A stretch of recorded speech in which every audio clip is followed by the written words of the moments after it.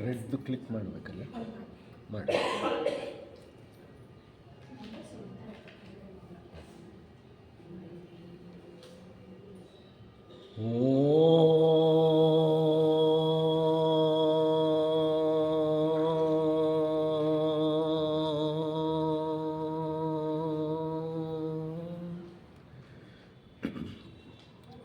ಈಶ್ವರಃ ಪರಮಃ ಕೃಷ್ಣ ಸಚ್ಚಿದಾನಂದ ವಿಗ್ರಹ ಅನಾದಿರಾದಿರ್ಗೋವಿಂದ ಸರ್ವಕಾರಣ ಕಾರಣಂ. ಎಲ್ಲ ಕಾರಣಗಳಿಗೂ ಮೂಲ ಕಾರಣಕರ್ತನಾದ ಪರಮಾತ್ಮನಿಗೆ ನಮಸ್ಕರಿಸುತ್ತಾ, ಎಲ್ಲ ಜೀವನ್ಮುಕ್ತ ಋಷಿಗಳ ಪಾದಗಳಿಗೆ ಪ್ರಣಾಮಗಳನ್ನು ಸಲ್ಲಿಸುತ್ತಾ, ಎಲ್ಲರ ಅಂತರಂಗಗಳಲ್ಲಿ ಅಂತರ್ಯಾಮಿಯಾಗಿ ನೆಲೆಸಿರುವ ದೈವಿ ಚೈತನ್ಯಕ್ಕೆ ವಂದಿಸುತ್ತಾ, ಸೋದರ ಸೋದರಿಯರೇ, ಸೃಷ್ಟಿಯ ಕತೆ ವೈಜ್ಞಾನಿಕ ಮತ್ತು ಆಧ್ಯಾತ್ಮಿಕ ತಳಹದಿಯ ಮೇಲೆ ಅಥವಾ ಆಧಾರದ ಮೇಲೆ ಅನ್ನುವಂತಹ ಒಂದು ಸರಣಿ ಉಪನ್ಯಾಸ ನಡೀತಾ ಇತ್ತು. ಅದರ ಮುಂದುವರಿದ ಭಾಗ ಇದು. ಧ್ಯಾನ ಗ್ರಂಥ ಕವನಗಳನ್ನು ನಾವು ಈಗೊಂದು 2 ತರಗತಿಗಳಿಂದ ಅರ್ಥ ಮಾಡಿಕೊಳ್ಳಿಕ್ಕೆ ಪ್ರಯತ್ನ ಪಡ್ತಾ ಇದ್ದೀವಿ. ಧ್ಯಾನ ಗ್ರಂಥ ಕವನಗಳು ಅನ್ನೋದು ಸೀಕ್ರೆಟ್ ಡಾಕ್ಟ್ರಿನ್ ಗ್ರಂಥಕ್ಕೆ ಒಂದು ಆಕರ ಗ್ರಂಥ, ಬಹಳ ಪುರಾತನವಾದ ಗ್ರಂಥ. ಆ ಗ್ರಂಥದ ಒಂದು ಆ ಗ್ರಂಥ ಮೌರ್ಯ ಮಹರ್ಷಿಗಳ ಆಶ್ರಮದಲ್ಲಿ ನಮ್ಮ ಮೇಡಮ್ ಬ್ಲಾವೆಟ್ಸ್ಕಿಯವರಿಗೆ ಲಭ್ಯವಾಗಿತ್ತು. ಆ ಗ್ರಂಥವನ್ನು ಅಧ್ಯಯನ ಮಾಡಿದ್ದರು ಅವರು. ಅದನ್ನು ಸೀಕ್ರೆಟ್ ಡಾಕ್ಟ್ರಿನ್ ಗ್ರಂಥದಲ್ಲಿ ಆಧಾರ ಗ್ರಂಥವಾಗಿ ಬಳಸ್ಕೊಂಡ್ರು. ಧ್ಯಾನ ಗ್ರಂಥ ಕವನಗಳಲ್ಲಿ ಒಟ್ಟು 7 ಕವನಗಳಿವೆ ಅಥವಾ 7 ಸ್ಟಾನ್ಝಾಗಳು ಅಂತ ಇದೆ. ಸ್ಟಾನ್ಝಾ 1, ಸ್ಟಾನ್ಝಾ 2, ಸ್ಟಾನ್ಝಾ 3, ಸ್ಟಾನ್ಝಾ 4, ಸ್ಟಾನ್ಝಾ 5, ಸ್ಟಾನ್ಝಾ 6 ಆ್ಯಂಡ್ ಸ್ಟಾನ್ಝಾ 7. 7 ಅನ್ನೋದು ಥಿಯೋಸಾಫಿಕಲ್ ಸೊಸೈಟಿಯ ಒಂದು ಪರಿಭಾಷೆಯಲ್ಲಿ ಪವಿತ್ರವಾದ ಸಂಖ್ಯೆ. ಯಾಕೆ ಅಂತಂದರೆ, ಬಹಳಷ್ಟು ವಿದ್ಯಮಾನಗಳು ಈ ಅಖಿಲಾಂಡ ಕೋಟಿ ಬ್ರಹ್ಮಾಂಡದಲ್ಲಿ 7 ಅನ್ನೋ ಸಂಖ್ಯೆಯ ಆಧಾರದ ಮೇಲೆ ಇದೆ. ಸೂರ್ಯನ ಬಣ್ಣದಲ್ಲಿ ಅಂದರೆ ಬೆಳಕಿನಲ್ಲಿ 7 ಬಣ್ಣಗಳು ಕಂಡುಬರುತ್ತವೆ. ಮನುಷ್ಯರು 7 ರೇಖೆಗಳಿಗೆ ಸೇರಿರುತ್ತಾರೆ. ನಮ್ಮ ತಾರಾಮಂಡಲವನ್ನು ಸಪ್ತರ್ಷಿ ಮಂಡಲ ಅಂತ ಕರೀತಾರೆ. ನಮ್ಮ ಋಷಿಗಳು ಸಪ್ತರ್ಷಿಗಳು ಅಂತ ಹೇಳ್ತೇವೆ ನಾವು. ದಿನಗಳು 7, ಪ್ರಜಾಪತಿಗಳು ಸಪ್ತ ಪ್ರಜಾಪತಿಗಳು. ನೀವು ನಮ್ಮ ಸೃಷ್ಟಿಯನ್ನು ಎಲ್ಲೇ ಗಮನಿಸುತ್ತಾ ಹೋದ್ರೂ 7 ಅನ್ನೋ ಸಂಖ್ಯೆ ಬಹಳಷ್ಟು ಪವಿತ್ರವಾದ ಸಂಖ್ಯೆ ಅಂತ ನಮಗನ್ಸುತ್ತೆ. 7 ದಿನಗಳು, 7 ಸಪ್ತಲೋಕಗಳು, ಹೌದಾ ಅಲ್ವಾ? ಸಪ್ತಗ್ರಹಮಾಲೆಗಳು. ಪ್ರತಿ ಗ್ರಹಮಾಲೆಯಲ್ಲಿ ಪ್ರತಿಯೊಂದು ಚಕ್ರದಲ್ಲಿ 7 ಸುತ್ತುಗಳು, ಪ್ರತಿ ಚಕ್ರದಲ್ಲಿ 7 ಗ್ರಹಗಳು. ಎಲ್ಲಿ ಹೋದರೂ 7ವೇ. ಕಲ್ಪಕಾಲಗಳು ಸಹ 7 ಕಲ್ಪಕಾಲಗಳು ಅಂತಲೇ ಹೇಳ್ತಾರೆ. ಆದರೆ ನಿಜ ಅರ್ಥದಲ್ಲಿ 14 ಕಲ್ಪಗಳು ಬರ್ತವೆ. ಇರಲಿ, ಅದನ್ನು ಮುಂದೆ ಒಂದು ತರಗತಿಯಲ್ಲಿ ಬಹಳ ವಿವರಣಾತ್ಮಕವಾಗಿ ತಗೊಳ್ಳೋಣಂತೆ. ಈಗ ಈ 7 ಸ್ಟಾನ್ಝಾಗಳಲ್ಲಿ ಸೃಷ್ಟಿಯನ್ನು ಆ ಧ್ಯಾನ ಗ್ರಂಥ ಕವನಗಳಲ್ಲಿ ವಿವರಿಸಿದ್ದಾರೆ. ಮೊದಲನೆಯ ಸ್ಟಾನ್ಝಾ ಅಥವಾ ಧ್ಯಾನ ಗ್ರಂಥ ಕವನಗಳಲ್ಲಿ ಮೊದಲನೆಯ ಕವನ ಅವ್ಯಕ್ತ ಸ್ಥಿತಿಯನ್ನು ವಿವರಿಸುತ್ತೆ. ಅನ್ಮ್ಯಾನಿಫೆಸ್ಟ್. ಇನ್ನು ಜಗತ್ತು ವ್ಯಕ್ತವೇ ಆಗಿರಲಿಲ್ಲ, ಆಗ ಏನಿತ್ತು ಅಂತ. ಸ್ಟಾನ್ಝಾ 2 ಅಥವಾ 2ನೆಯ ಕವನ ನಿರೀಕ್ಷಣೆಯ ಸ್ಥಿತಿ, ಸ್ಟೇಟಸ್ ಆಫ್ ಎಕ್ಸ್ಪೆಕ್ಟೇಷನ್. ಏನೋ ಜರುಗಲಿದೆ, ಅವ್ಯಕ್ತದಲ್ಲಿ ಏನೋ ಬದಲಾವಣೆ ಆಗಲಿಕ್ಕೆ ಪ್ರಾರಂಭವಾಗತ್ತೆ. ಆ ಗುಹ್ಯದಲ್ಲಿ ಏನೋ ಅಲುಗಿದಂತಾಗುತ್ತದೆ ಅಂತ ಅನಿಸೋಂಥ ಸ್ಟೇಜ್ ಅದು. ನಿರೀಕ್ಷಿಸಬಹುದು, ಏನೋ ಬದಲಾವಣೆ ಆಗತ್ತೆ, ಸೃಷ್ಟಿ ಪ್ರಾರಂಭ ಆಗತ್ತೆ, ಅವ್ಯಕ್ತ ವ್ಯಕ್ತಕ್ಕೆ ಬದಲಾಗತ್ತೆ ಅನ್ನೋಂಥ ಮುನ್ಸೂಚನೆ ಸಿಕ್ಕತ್ತೆ. ಸ್ಟ್ಯಾನ್ಸಾ 3 ಅಥವಾ ಕವನ 3, 3ನೇ ಕವನದಲ್ಲಿ ಪದಾರ್ಥ ಪ್ರಪಂಚದ ಸೃಷ್ಟಿಯ ಮೊದಲ ಹಂತ. ಈ ಅಖಿಲಾಂಡ ಕೋಟಿ ಬ್ರಹ್ಮಾಂಡದಲ್ಲಿ ಯಾವ ಪದಾರ್ಥಗಳಿವೆಯೋ ಈ ಪದಾರ್ಥಗಳೆಲ್ಲ ಒಂದೇ ಮೂಲದಿಂದಲೇ ಬಂದದ್ದು. ಆ ಪದಾರ್ಥ ಪ್ರಪಂಚ ಹೇಗೆ ಸೃಷ್ಟಿಯಾಯಿತು, ಪದಾರ್ಥ ಎಲ್ಲಿಂದ ಬಂತು, ಆಗ ಹೇಗಿತ್ತು ಪದಾರ್ಥ, ಆ ಪದಾರ್ಥ ಸೃಷ್ಟಿಯ ಬಗ್ಗೆ 3ನೆಯ ಒಂದು ಕವನದಲ್ಲಿ ವಿವರಣೆ ಇದೆ. 4ನೆಯ ಕವನದಲ್ಲಿ ಆಧ್ಯಾತ್ಮ ಜೀವರುಗಳ ಸೃಷ್ಟಿ. ಪದಾರ್ಥವೇ ಇಲ್ಲದೆ ಕಟ್ಟಲಿಕ್ಕೇನಿರುತ್ತೆ? ಈಗ ಒಂದು ಕಟ್ಟಡ ಕಟ್ಟೋಂತಹ ಕಾರ್ಮಿಕರು ಅಲ್ಲಿ ಬಂದರೆ ಅವರಿಗೆ ಇಟ್ಟಿಗೆ, ಸಿಮೆಂಟು, ಮರಳು ಇವೆಲ್ಲ ಸಿಕ್ಕಿದರೆ ಅವರು ಕಟ್ಟಡ ಕಟ್ತಾರೆ. ಕಬ್ಬಣ ಎಲ್ಲ ಸಿಕ್ಕಿದರೆ, ಇಲ್ಲಾಂದರೆ ಏನು ಕಟ್ತಾರೆ? ಕಟ್ಟಕ್ಕಾಗಲ್ಲ.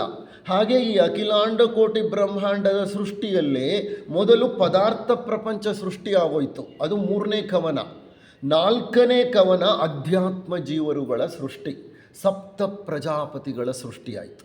ಆ ಸಪ್ತ ಪ್ರಜಾಪತಿಗಳನ್ನು ನಾವು ಬಿಲ್ಡರ್ಸ್ ಅಂತ ಕರಿತೀವಿ. ಬಿಲ್ಡರ್ಸ್ ಅಂತ ಅಂದರೆ ಅವರು ನಿರ್ಮಾಪಕರು, ಅವರೇ ಈ ಜಗತ್ತನ್ನು ಅಲ್ಲಿದ್ದಂತಹ ಪದಾರ್ಥದಿಂದ ನಿರ್ಮಾಣ ಮಾಡಿದವರು. ಸ್ಟ್ಯಾನ್ಸಾ 5 ಅಥವಾ 5ನೇ ಕವನ ಸೌರವ್ಯೂಹದ ಸೃಷ್ಟಿ, ಕ್ರಿಯೇಷನ್ ಆಫ್ ಸೋಲಾರ್ ಸಿಸ್ಟಮ್. ಈಗ ಪದಾರ್ಥ ಇದೆ, ಪದಾರ್ಥದ ಜೊತೆಗೆ ಪದಾರ್ಥವನ್ನು ಬಳಸಿ ಕಟ್ಟುವಂತಹ ನಿರ್ಮಾಪಕರು ಇದ್ದಾರೆ. ಈಗ ಕಟ್ಟಬೇಕಾಗಿರೋದೇನೋ ಕೋಟ್ಯಾಂತರ ನಕ್ಷತ್ರಗಳನ್ನು, ಕ್ಷುದ್ರ ಗ್ರಹಗಳನ್ನು, ಉಪಗ್ರಹಗಳನ್ನು, ಧೂಮಕೇತುಗಳನ್ನು ಎಲ್ಲ ಸೃಷ್ಟಿ ಮಾಡಬೇಕು ಜಗತ್ತಿನಲ್ಲಿ. ಹೆವೆನ್ಲಿ ಬಾಡೀಸ್ ಅಂತ ನಾವೇನು ಹೇಳ್ತೀವಿ, ಆಕಾಶಕಾಯಗಳು. ಆ ಆಕಾಶಕಾಯಗಳು ಸೃಷ್ಟಿ ಆಗಬೇಕು. ಅವು ಸೃಷ್ಟಿ ಆಗಲಿಲ್ಲ ಅಂದರೆ ಮನುಷ್ಯ ಎಲ್ಲಿಂದ ಬರ್ತಾನೆ? ಮನುಷ್ಯ ಸೃಷ್ಟಿ ಆಗಬೇಕಂದ್ರೆ ಈ ಸೌರವ್ಯೂಹದಂತಹ ಒಂದು ಸೌರವ್ಯೂಹ ಬೇಕು, ಸೂರ್ಯನಂಥ ಒಂದು ನಕ್ಷತ್ರ ಬೇಕು, ಭೂಮಿ ಅಂತ ಒಂದು ಗ್ರಹ ಬೇಕು, ಆ ಗ್ರಹದ ಮೇಲೆ ನೀರು ಬೇಕು, ಗಾಳಿ ಬೇಕು, ಗಾಳಿಯಲ್ಲಿ ಆಮ್ಲಜನಕ ಬೇಕು, ಗಾಳಿಯಲ್ಲಿ ಕಾರ್ಬನ್ ಡೈಆಕ್ಸೈಡ್ ಬೇಕು, ಅಮೈನೋ ಆಮ್ಲಗಳು ಬೇಕು, DNA ಬೇಕು, ಆಮೇಲೆ ಜೀವರುಗಳ ಸೃಷ್ಟಿ ಪ್ರಾರಂಭವಾಗೋದು. ಹಾಗಾಗಿ ಒಂದು ಹಿನ್ನೆಲೆಯೇ ಇಲ್ಲದೆ ಮುನ್ನೆಲೆ ಸೃಷ್ಟಿ ಆಗಲಿಕ್ಕೆ ಸಾಧ್ಯ ಇಲ್ಲ. ಹಿನ್ನೆಲೆ ಬೇಕು, background. Without a background there cannot be a foreground. To construct the foreground you need a background. ಇದು ಹೇಗೆ ಅಂದರೆ, ಸಿನಿಮಾಗೆ ಹೋಗಿ ಕೂತ್ಕೋತೀರಿ, ಇನ್ನೂ ಸಿನಿಮಾ ಪ್ರಾರಂಭ ಆಗಿಲ್ಲ, ಸುಮ್ಮನೆ ಕೂತ್ಕೋತೀರಿ ಅಲ್ಲಿ ಸೀಟಲ್ಲಿ, ಎದುರುಗಡೆ ಏನಿರುತ್ತೆ? ಏನು ಕಾಣಿಸ್ತಾ ಇರುತ್ತೆ ಎದುರಿಗೆ? ಸ್ಕ್ರೀನು. ಆ ಸ್ಕ್ರೀನೇ ಇಲ್ಲದೆ ಅವನು ಸಿನಿಮಾ ಬಿಡಲಿಕ್ಕೆ ಆಗ್ತದ? Screen is the background. ಆ ಸ್ಕ್ರೀನ್ ಬಂದ ಮೇಲೆ ಏನು ಬರುತ್ತೆ ಅದ್ರ ಮೇಲೆ? ಫೋರ್ಗ್ರೌಂಡ್. ಫೋರ್ಗ್ರೌಂಡ್ ಅಂದರೆ ಸಿನಿಮಾ ಬರ್ತದೆ. ಹಾಗೆ ಈ ಅಖಿಲಾಂಡ ಕೋಟಿ ಬ್ರಹ್ಮಾಂಡದ ಸೃಷ್ಟಿ ಆಗದೆ ಹೋದರೆ ಸೌರವ್ಯೂಹಗಳು, ಸೂರ್ಯರು ಅಂದರೆ ನಕ್ಷತ್ರಗಳು, ಉಪಗ್ರಹಗಳು, ಧೂಮಕೇತುಗಳು, ಗಾಳಿ ಅಂದರೆ ಪಂಚಭೂತಗಳು ಇವೆಲ್ಲ ಸೃಷ್ಟಿಯಾಗದೆ ಮನುಷ್ಯನ ಸೃಷ್ಟಿ ಆಗಲಿಕ್ಕೆ ಸಾಧ್ಯ ಇಲ್ಲ. ಇವೆಲ್ಲ ಸೃಷ್ಟಿಯಾದ ಮೇಲೂ ಮನುಷ್ಯ ಸೃಷ್ಟಿ ಆಗಲಿಕ್ಕೆ ಲಕ್ಷಾಂತರ ಕೋಟ್ಯಾಂತರ ವರ್ಷಗಳು ಹಿಡಿತು ವಿಜ್ಞಾನದ ಪ್ರಕಾರ. ಸೊ ಹಾಗಿರುವಾಗ ಸೌರವ್ಯೂಹದ ಸೃಷ್ಟಿ ಬಹಳ ಮುಖ್ಯ. ಸೌರವ್ಯೂಹ ಸೃಷ್ಟಿಯಾದ ಮೇಲೆ ಈ ಸೌರವ್ಯೂಹದಲ್ಲಿ 10 ಸಂಸರಣೆಯ ಯೋಜನೆಗಳು ನಡೀತಾ ಇದೆ. ಸೌರವ್ಯೂಹದಲ್ಲಿ ಸೂರ್ಯ ಕೋಟ್ಯಾಂತರ ನಕ್ಷತ್ರಗಳಲ್ಲಿ ಒಂದು ನಕ್ಷತ್ರ. ಆ ಒಂದು ನಕ್ಷತ್ರದ ಸುತ್ತಲೂ 9 ಗ್ರಹಗಳಿವೆ. ಈ 9 ಗ್ರಹಗಳನ್ನು ಒಳಗೊಂಡಂತಹ ಸೂರ್ಯನ ಸೌರವ್ಯೂಹದಲ್ಲಿ ಸಂಸರಣೆ ಅನ್ನೋದು 10 ಯೋಜನೆಗಳಲ್ಲಿ ನಡೀತಾ ಇದೆ. ಒಂದಲ್ಲ, 10 ಯೋಜನೆಗಳು. ಅದರಲ್ಲಿ 7 ಯೋಜನೆಗಳಿಗೆ ಹೆಸರಿದೆ, ಇನ್ನು 3 ಯೋಜನೆಗಳಿಗೆ ಹೆಸರಿಲ್ಲ. ಆ 7 ಯೋಜನೆಗಳನ್ನು, ಹೆಸರಿರೋಂತಹ ಯೋಜನೆಗಳನ್ನು ಮನುಗಳು ನಿರ್ದೇಶಿಸುತ್ತಿದ್ದಾರೆ. ಇದು ಸಂಸರಣ ಯೋಜನೆಗೆ ಒಂದು ಮನು ಇರ್ತಾನೆ, ಒಂದು ಸಂಸರಣ ಯೋಜನೆಗೆ ಮನು ಇರ್ತಾನೆ, ಒಂದು ಗ್ರಹ ಮಾಲೆಯ ಯೋಜನೆಗೆ ಒಬ್ಬ ಮನು ಇರ್ತಾನೆ, ಒಂದು ಗ್ರಹದ ಬೆಳವಣಿಗೆಗೆ ಒಂದು ಮನು ಇರ್ತಾನೆ. ಮನು ಅನ್ನುವಂತಹ ಪದವಿದೆಯಲ್ಲ, ಅದೊಂದು ಪದವಿ. ಆ ಪದವಿ ಹಲವಾರು ಲೆವೆಲ್ಗಳಲ್ಲಿ ಡಿವೈಡ್ ಆಗಿರುತ್ತೆ. ಈಗ ನಾವು ಜನರಲ್ ಮ್ಯಾನೇಜರ್ ಅಂತೀವಿ, ಡೆಪ್ಯೂಟಿ ಮ್ಯಾನೇಜರ್ ಅಂತೀವಿ, ಅಸಿಸ್ಟೆಂಟ್ ಮ್ಯಾನೇಜರ್ ಅಂತೀವಿ, ಹೇಳ್ತೀವ ಇಲ್ವಾ? ಮ್ಯಾನೇಜರ್ಗಳೇ, ಆದರೆ ಅದರಲ್ಲಿ ಏನಾಗಿದೆ? ಪದವಿಗಳಿದೆ. ಹಾಗೆ ಮನುಗಳು ಅಷ್ಟೇ, ಹಲವಾರು ಹಂತದ ಮನುಗಳಿರ್ತಾರೆ.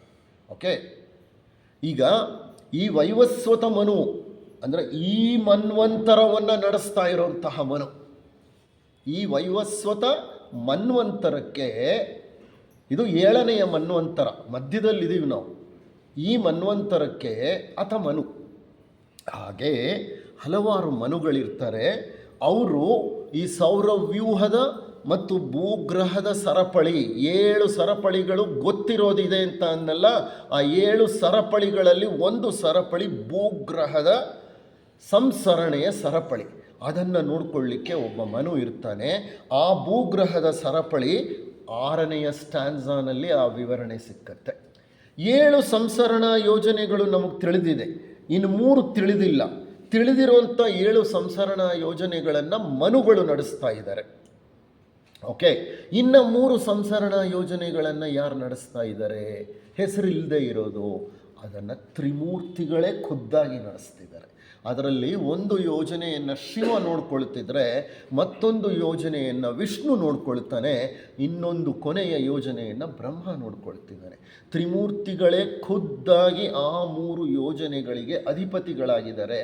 ಅದರ ಬಗ್ಗೆ ನಮಗೆ ಹೆಚ್ಚಿಗೆ ವಿಚಾರ ತಿಳಿದಿಲ್ಲ. ಸೊ ಭೂಗ್ರಹದ ಸರಪಳಿ ಏನೋ ಆಯಿತು, ಭೂಗ್ರಹವನ್ನು ಸೃಷ್ಟಿ ಮಾಡಿದರು. ಇದಕ್ಕೆ ಒಂದು ಗ್ರಹ ಮಾಲೆ ಇದೆ, ಇದಕ್ಕೊಂದು ಗ್ರಹ ಸರಪಳಿ ಇದೆ. ಇದರಲ್ಲಿ 7 ಸರಪಳಿಗಳು ಬರುತ್ತೆ. 7 ಸರಪಳಿಗಳು ಸೇರಿ ಒಂದು ಗ್ರಹ ಮಾಲೆಯಾಗತ್ತೆ. ಆ ಗ್ರಹ ಸರಪಳಿಗಳು ಹಂತ ಹಂತವಾಗಿ ಆತ್ಮಲೋಕದಿಂದ ಕೆಳಗಿಳಿದು ಮರ್ತ್ಯಲೋಕದ ತನಕ ಬರ್ತವೆ. ಈಗ ನಾವು ಆ ಮರ್ತ್ಯಲೋಕಕ್ಕೆ ಬಂದು ತಲುಪಿದ್ದೀವಿ. ಹಂತ ಹಂತವಾಗಿ ಮೇಲೆ ಇರುತ್ತೆ, ಮತ್ತೆ ಎಲ್ಲ ಆತ್ಮಲೋಕ ಬುದ್ಧಿ ಲೋಕದಲ್ಲಿ ಸೇರ್ಕೊಂಡು ಬಿಡ್ತವೆ. ಇರಲಿ, ಇದು ಮುಂದೆ ಬರ್ತದೆ. ಇದೇ ಸರಣಿಯಲ್ಲೇ ಮುಂದೆ ಆಡಿಯೋ ವಿಷುವಲ್ ಬರುತ್ತೆ.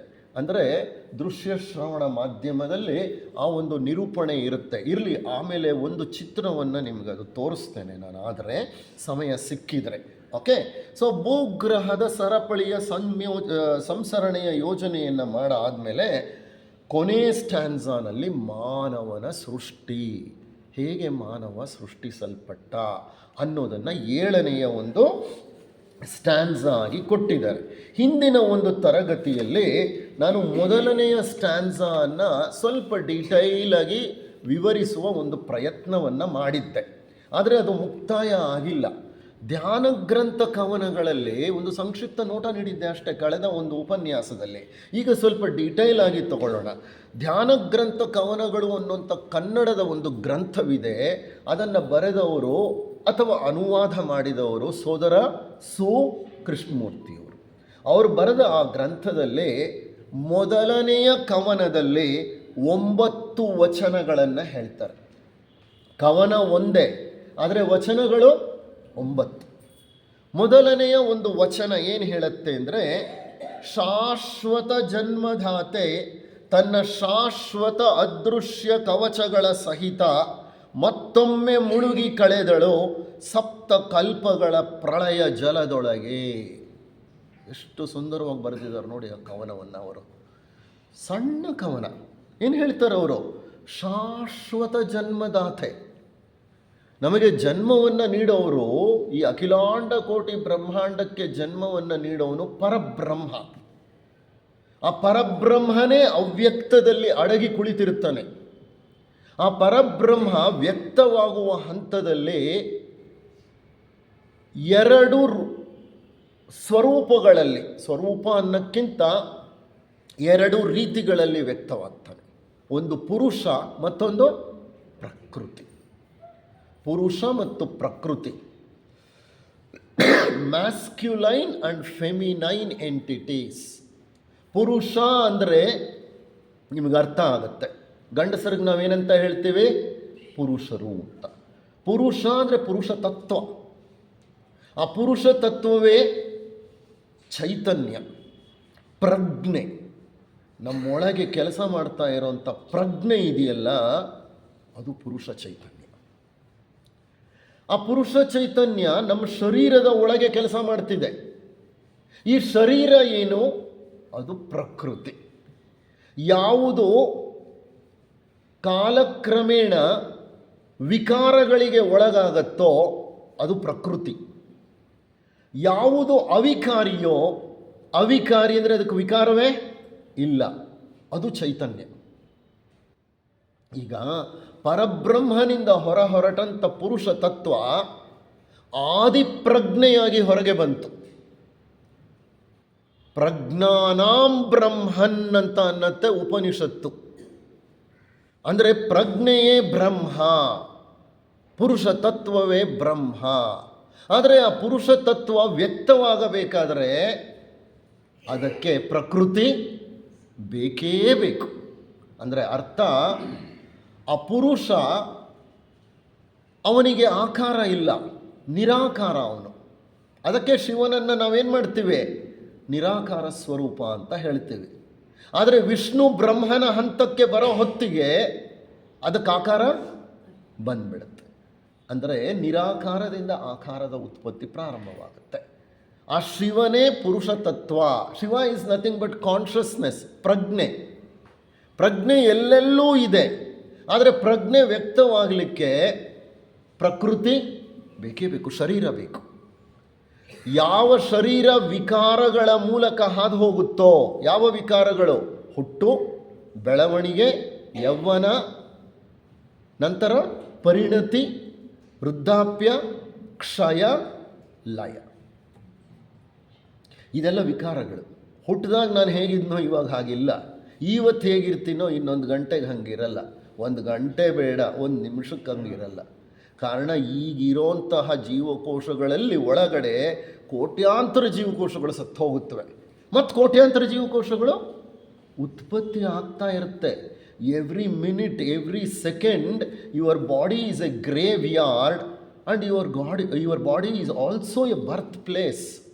ಇಲ್ಲಿ ಜನರೇಷನ್ನು ನಡೀತಾ ಇದೆ, ಡಿಸ್ಟ್ರಕ್ಷನ್ನು ನಡೀತಾ ಇದೆ, ಪ್ರತಿ ಕ್ಷಣವೂ ನಡೀತಾ ಇರುತ್ತೆ. ಕೋಟ್ಯಾಂತರ ಕಣಗಳು, ಅಣುಗಳು ಉತ್ಪತ್ತಿಯಾಗುತ್ತೆ, ಕೋಟ್ಯಾಂತರ ಅಣುಗಳು, ಕಣಗಳು ಸಾಯ್ತಾ ಇರ್ತವೆ. ಅಂದರೆ ಇದರ ಅರ್ಥ ಏನು ಅಂದರೆ, ಪುರುಷನಿಗೆ ಪ್ರಕೃತಿಯ ಅಗತ್ಯವಿದೆ. ಪುರುಷ ಪ್ರಕೃತಿಯನ್ನು ಯಾಕೆ ಬಯಸ್ತಾನೆ ಅಂದರೆ, ಪ್ರಕೃತಿ ಇಲ್ಲದೆ ಆತ ವ್ಯಕ್ತವಾಗಲಿಕ್ಕೆ ಸಾಧ್ಯವಿಲ್ಲ. ಈಗ ನಿಮ್ಮೆಲ್ಲರಲ್ಲೂ ಪುರುಷ ಇದ್ದಾನೆ ಒಳಗೆ, ಹೆಂಗಸರಲ್ಲೂ ಒಳಗೆ ಪ್ರಜ್ಞೆ ಇದೆ, ಪುರುಷ ತತ್ವ ಇದೆ, ಗಂಡಸರಲ್ಲೂ ಪುರುಷ ತತ್ವ ಇದೆ. ಆದರೆ ಅದು ವ್ಯಕ್ತವಾಗಲಿಕ್ಕೆ ಶರೀರಗಳು ಬೇಕಾಗ್ತದೆ, ಅಷ್ಟೇ ಅದು. ಓಕೆ, ಇಲ್ಲಿಂದ ಮುಂದೆ ಅವ್ರು ಹೇಳ್ತಾರೆ, ಶಾಶ್ವತ ಜನ್ಮದಾತೆ ಅಂದರೆ ಆದಿ ಆಕಾಶ, ಅದೃಶ್ಯ ಕವಚಗಳು ಅಂದರೆ ಮೂಲ ಪ್ರಕೃತಿ, ಸಪ್ತ ಕಲ್ಪಗಳು ಅಂದರೆ 31,10,400 ಕೋಟಿ ವರ್ಷಗಳು. 31,10,400 ಕೋಟಿ ವರ್ಷಗಳು ಸೇರಿದ್ರೆ ಸಪ್ತ ಕಲ್ಪಗಳು, 7 ಕಲ್ಪಗಳು. ಯಾವ್ಯಾವ್ದ 7 ಕಲ್ಪಗಳು? ಮೊದಲನೆಯ ಕಲ್ಪ ಶ್ವೇತಕಲ್ಪ, ಎರಡನೆಯದು ನೀಲಲೋಹಿತ ಕಲ್ಪ, ಮೂರನೆಯದು ವಾಮದೇವ ಕಲ್ಪ, ನಾಲ್ಕನೆಯದು ಶ್ವೇತವರಾಹ ಕಲ್ಪ, ಐದನೆಯದು ಬೃಹತ್ ಕಲ್ಪ, ಆರನೆಯದು ಕೌರಂ ಕಲ್ಪ, ಏಳನೆಯದು ಗರುಡ ಕಲ್ಪ. ಇದು ನಮ್ಮ ಹಿಂದೂ ಧರ್ಮ ಶಾಸ್ತ್ರದ ಗ್ರಂಥಗಳಲ್ಲಿ, ನಮ್ಮ ಹಿಂದಿನ ವೇದಾಂತದಲ್ಲಿ, ಉಪನಿಷತ್ತುಗಳಲ್ಲಿ ಇದನ್ನು ನೀಡಲಾಗಿದೆ. ಈ 7 ಕಲ್ಪಗಳಲ್ಲಿ ನಾವಿರೋದು 4ನೆಯ ಕಲ್ಪ. 4ನೇ ಕಲ್ಪ ಅಂತಂದರೆ 3 ಮುಗಿದು ಹೋಗಿದೆ, ಇನ್ನು ಮುಂದೆ 3 ಕಲ್ಪಗಳು ಬರುತ್ತೆ. ಮಧ್ಯದ ಕಲ್ಪ. ಈ ಮಧ್ಯಕಲ್ಪದಲ್ಲಿ ಮಧ್ಯಕಾಲದಲ್ಲಿದ್ದೀವಿ. ಒಂದು ಕಲ್ಪಕ್ಕೆ ಎಷ್ಟು ವರ್ಷ? 432 ಕೋಟಿ ವರ್ಷಗಳು.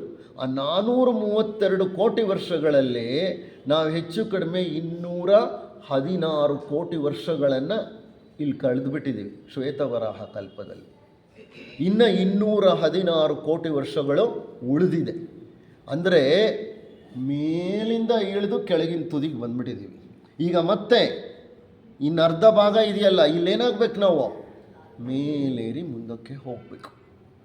ಇದು ಮಧ್ಯದ ಕಲ್ಪ. ಇದು ಅಂದರೆ ಶಾಶ್ವತ ಜನ್ಮದಾತೆಯಾದ ಆದಿ ಆಕಾಶ ತನ್ನ ಅದೃಶ್ಯ ಕವಚಗಳ ಸಹಿತ, ಮೂಲ ಪ್ರಕೃತಿಯ ಸಹಿತ ಕಳೆದ ಪ್ರಳಯ ಕಾಲವಾದ ಮೇಲೆ ಸುಮ್ಮನೆ ಮುಳುಗಿ ಮೌನವಾಗಿ ಕಾಲವನ್ನು ಕಳೆದುಬಿಟ್ಲು. ಅಂದರೆ ಅರ್ಥ, ಸೃಷ್ಟಿಯ ಆದಿಯಲ್ಲಿ ಏನೂ ಇರಲಿಲ್ಲ.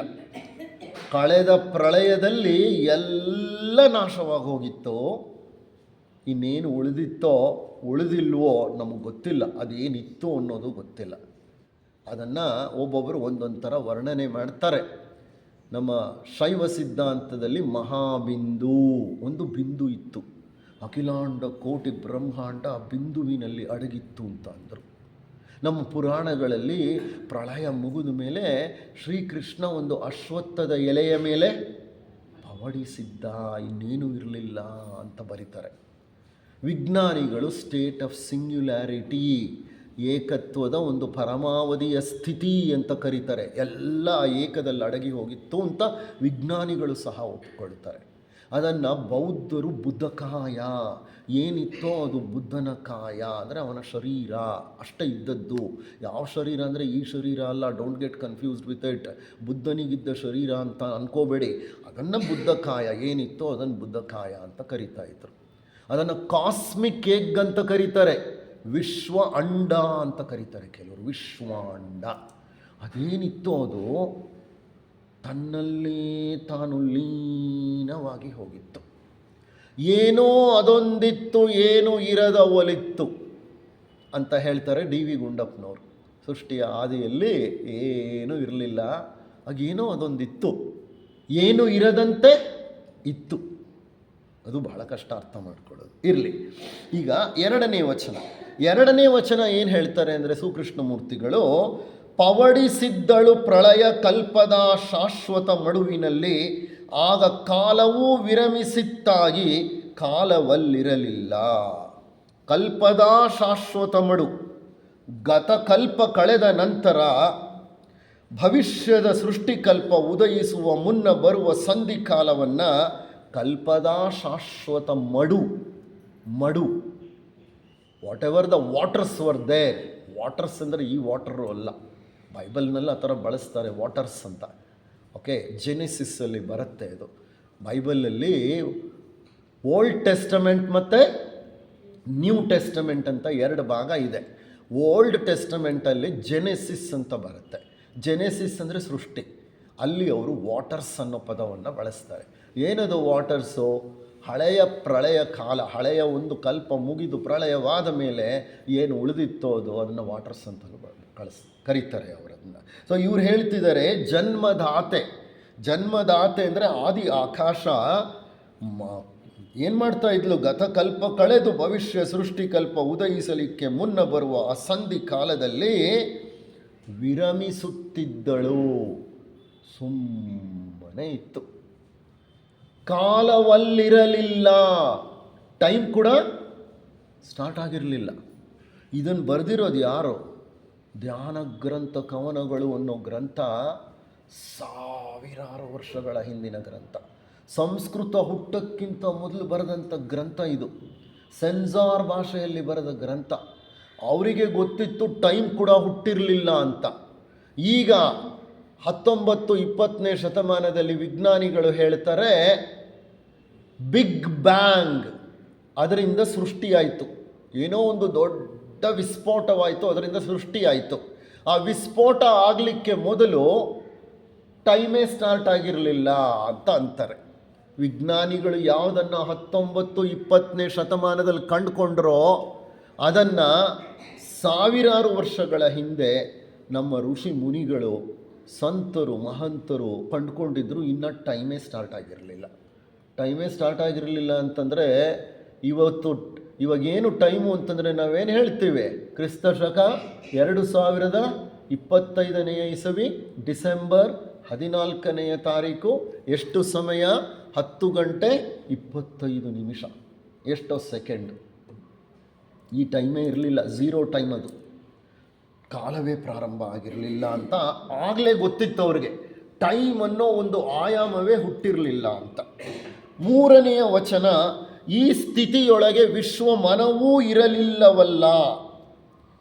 ಈ ಸ್ಥಿತಿಯೊಳಗೆ ವಿಶ್ವ ಮನವೂ ಇರಲಿಲ್ಲವಲ್ಲಿ. ಇದಕ್ಕೆ ಕಾರಣ ವಿಶ್ವ ಮನವ ಧರಿಸಿ ವ್ಯಕ್ತಗೊಳಿಸುವ ದಿವ್ಯಾತ್ಮಗಳು ಆಗಿರಲಿಲ್ಲ, ಪ್ರಳಯ ಮಡುವಿನಲ್ಲಿ ಸೇರಿ ಹೋಗಿದ್ದವು. ಆ ಸ್ಥಿತಿಯಲ್ಲಿ 3ನೇ ವಚನ 1ನೇ ಸ್ಟ್ಯಾನ್ಸ್ ಆಯಿತು. ಆ ಸ್ಥಿತಿಯಲ್ಲಿ ವಿಶ್ವ ಮನಸ್ಸು, ಯೂನಿವರ್ಸಲ್ ಮೈಂಡ್ ಅನ್ನೋದು ಇರಲಿಲ್ಲ. ಯಾಕಿರಲಿಲ್ಲ ಅಂದರೆ ಆ ಯೂನಿವರ್ಸಲ್ ಮೈಂಡನ್ನು ಧರಿಸಿ ವ್ಯಕ್ತವಾಗುವ ದಿವ್ಯ ಆತ್ಮಗಳು ಇರಲಿಲ್ಲ. ಅಂದರೆ ಸಪ್ತ ಪ್ರಜಾಪತಿಗಳು ಹುಟ್ಟಿರಲಿಲ್ಲ. ಆ ವಿಶ್ವ ಮನವನ್ನು ಹೊರುವಂತಹ ತ್ರಿಮೂರ್ತಿಗಳು ಹುಟ್ಟಿರಲಿಲ್ಲ. ಯಾವ ತ್ರಿಮೂರ್ತಿಗಳೇ ಹುಟ್ಟಿಲ್ಲ. ಇನ್ನು ಶಿವನಾಗಲಿ, ವಿಷ್ಣುವಾಗಲಿ, ಬ್ರಹ್ಮನಾಗಲಿ ಏನೂ ಇಲ್ಲ. ಎಲ್ಲ ಎಲ್ಲಿ ಸೇರ್ಕೊಂಡಿದ್ರು ಇವರೆಲ್ಲ? ನಾವೆಲ್ಲ ಎಲ್ಲಿ ಸೇರ್ಕೊಂಡಿದ್ವಿ? ಈ ಪ್ರಪಂಚ ಎಲ್ಲ ಎಲ್ಲಿ ಸೇರಿತ್ತೋ? ಇಲ್ಲಿ ಕಾಣ್ತಾ ಇರೋ ಅಣುವು ಎಲ್ಲಿತ್ತೋ? ಆ ಮೂಲದಲ್ಲಿತ್ತು. ಎಲ್ಲರೂ ಅಲ್ಲೇ ಇದ್ದದ್ದು.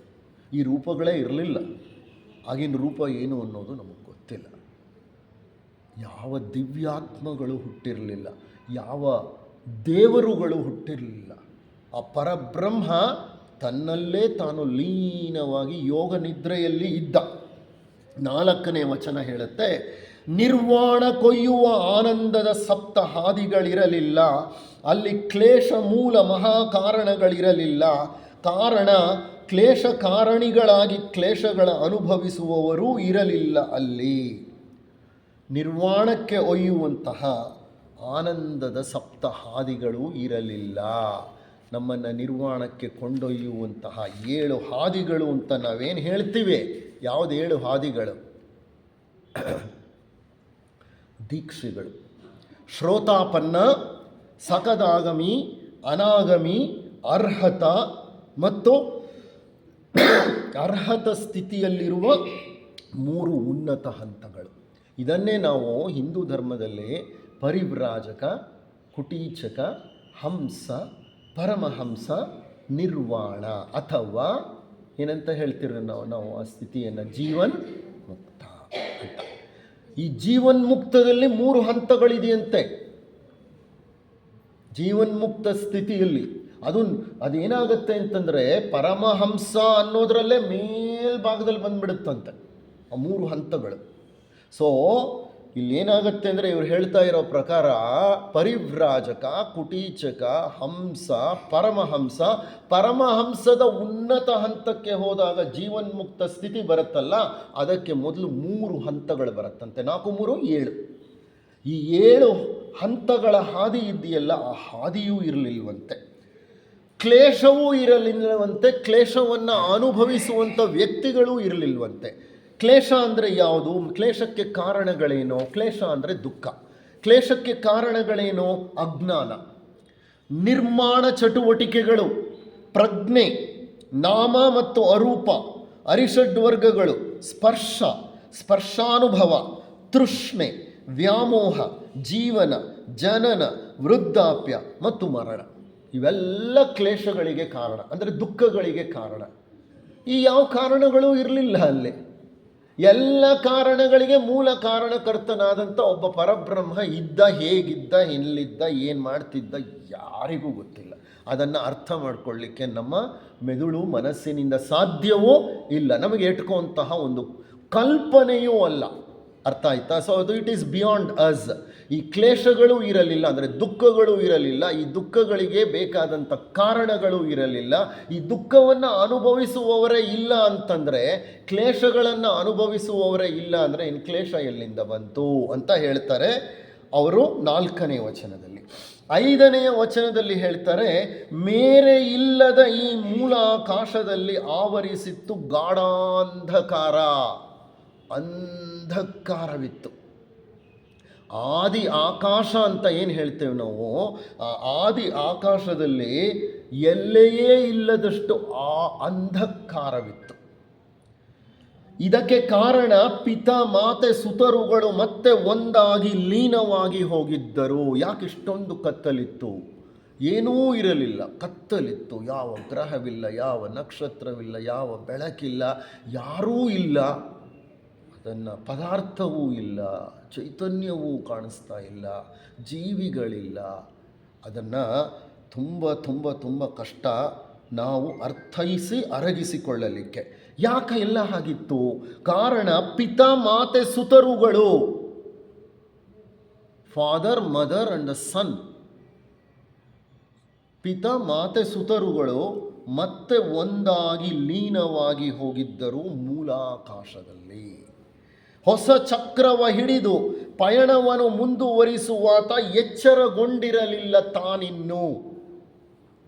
ಪಿತ ಅಂದರೆ ಚೈತನ್ಯ, ಮಾತಾ ಅಂದರೆ ಮೂಲ ಪ್ರಕೃತಿ, ಸುತ ಅಂದರೆ ಈ ಅಖಿಲಾಂಡ ಕೋಟಿ ಬ್ರಹ್ಮಾಂಡ. ಚೈತನ್ಯ ತಂದೆ, ಪ್ರಕೃತಿ ತಾಯಿ, ಈ ವಿಶ್ವವೇ ಸುತ.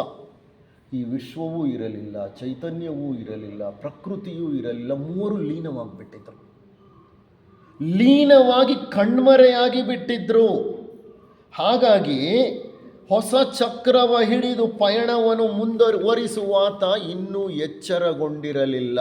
ಹೊಸ ಕಲ್ಪ, ಹೊಸ ಚಕ್ರ, ಹೊಸ ಯೋಜನೆ, ಇದನ್ನು ಹಿಡಿದು ಇದನ್ನು ಮುಂದುವರಿಸುವ ಯಾವ ಶಕ್ತಿಯೂ ಎಚ್ಚರಗೊಂಡಿರಲಿಲ್ಲ. ಎಲ್ಲ ಸೈಲೆಂಟಾಗಿ ಇದ್ದರು. 6ನೇ ವಚನ ಹೇಳುತ್ತೆ, ಸಪ್ತ ಮಹಾಮಹಿಮ ಪ್ರಭುಗಳಿರಲಿಲ್ಲವಲ್ಲಿ. ಸಪ್ತ ಪ್ರಜಾಪತಿಗಳು ಇರಲಿಲ್ಲ. ಸಪ್ತ ಸತ್ಯಗಳೂ ಇರುವಿಕೆಯಿಂದ ಮರೆಯಾಗಿದ್ದವು. ಸಪ್ತ ಸತ್ಯಗಳೂ ಇರಲಿಲ್ಲ. ಅನಿವಾರ್ಯ ಕುವರ ವಿಶ್ವವೇ ತನ್ನ ಅಸ್ತಿತ್ವವನ್ನು ಕಳೆದುಕೊಂಡಿತ್ತು. ನಾವು ಯಾವುದನ್ನು ಅನಿವಾರ್ಯ ಅಂತೀವೋ, ಈ ವಿಶ್ವ ಅನಿವಾರ್ಯ ಅಂತೀವಲ್ಲ, ಇದು ಸೃಷ್ಟಿ ಆಗಲೇಬೇಕು, ಇದು ಸ್ಥಿತಿ ಹೊಂದಬೇಕು ಮತ್ತು ಲಯವಾಗಬೇಕಂತ. ಈ ಅನಿವಾರ್ಯವಾದಂತಹ ಕುವರ ಸನ್, ವಿಶ್ವವೇ ಸನ್. ಸನ್ ಅಂದರೆ SON, ನಾಟ್ SUN, ಮಗ, ಸುತ. ಆತನು ಹುಟ್ಟಿರಲಿಲ್ಲ. ಆತ ಸಹ ತನ್ನ ಅಸ್ತಿತ್ವವನ್ನು ಕಳೆದುಕೊಂಡಿತ್ತು. ಪರಮಾನಂದ ಸಾಗರದೊಳಗೆ ಮುಳುಗಿ ಮತ್ತಿವನ ನಿಶ್ವಾಸದ್ವಾರ ಹೊರತರುವ ಚೈತನ್ಯ ನಿಧಿ ತಾನೂ ಈ ಪರಮಾನಂದ ಸಾಗರದಿ ಪವಡಿಸಿತ್ತು. ಹೊರ ಹೊಮ್ಮದೆ ಏನೂ ಇಲ್ಲದ ಶೂನ್ಯ ಸ್ಥಿತಿ ಇದು. ಏನೇನೂ ಇಲ್ಲದ ಶೂನ್ಯವಾದ ಒಂದು ಸ್ಥಿತಿ. ಕುವರನೂ ಕಣ್ಮರೆಯಾಗಿದ್ದ, ಮಾತಾಪಿತರೂ ಕಣ್ಮರೆಯಾಗಿದ್ದರು. ಇಂಥ ಒಂದು ಸ್ಥಿತಿಯನ್ನು ವಿವರಿಸ್ತಾ ಹೇಳ್ತಾರೆ, ಸಪ್ತ ಪ್ರಜಾಪತಿಗಳಿರಲಿಲ್ಲ, ಸಪ್ತ ಸತ್ಯಗಳೂ ಇರಲಿಲ್ಲ. ಅಂದರೆ ನಮ್ಮ ಗ್ರಹಮಾಲೆಯಲ್ಲಿ ಎಷ್ಟು ಗ್ರಹ ಸರಪಳಿಗಳಿವೆ? ಪೃಥ್ವಿ ಗ್ರಹಮಾಲೆಯಲ್ಲಿ 7 ಗ್ರಹ ಸರಪಳಿಗಳಿವೆ. ಈಗ ಮುಗಿದು ಹೋಗಿರೋದು ಎಷ್ಟು ಸರಪಳಿಗಳು? 4. ಈಗ ನಡೀತಿರೋದು 3 ಮುಗಿದು ಹೋಗಿದೆ. ಈಗ ನಡೀತಿರೋದು 4ನೇ ಸರಪಳಿ. ಒಂದೊಂದು ಸರಪಳಿಯಲ್ಲಿ ಒಂದೊಂದು ಸತ್ಯ ವ್ಯಕ್ತವಾಗುತ್ತಂತೆ. 7 ಸರಪಳಿಗಳ ಪೃಥ್ವಿ ಯೋಜನೆಯಲ್ಲಿ 7 ಸತ್ಯಗಳ ಆವಿರ್ಭಾವವಾಗುತ್ತೆ. ಆಗ ಯಾವ ಸತ್ಯವೂ ಹೊರ ಬಂದಿರಲಿಲ್ಲ, ಸಪ್ತ ಸತ್ಯಗಳೂ ಇಲ್ಲ. ಅಂದರೆ ಅಖಿಲಾಂಡ ಕೋಟಿ ಬ್ರಹ್ಮಾಂಡ ಗಾಢಾಂಧಕಾರದಲ್ಲಿ ತಂತಾನೇ ಲೀನವಾಗಿತ್ತು. 7ನೇ ವಚನದಲ್ಲಿ ಹೇಳ್ತಾರೆ, ಸೃಷ್ಟಿಯ ಕಾರಣ ಶಕ್ತಿಗಳೆಲ್ಲ ಲಯವಾಗಿದ್ದವು. ಹಿಂದಿನ ದೃಶ್ಯ ಸ್ಥಿತಿ ಮತ್ತು ಇಂದಿನ ಅದೃಶ್ಯ ಸ್ಥಿತಿ ವಿಶ್ರಮಿಸಿದ್ದವು.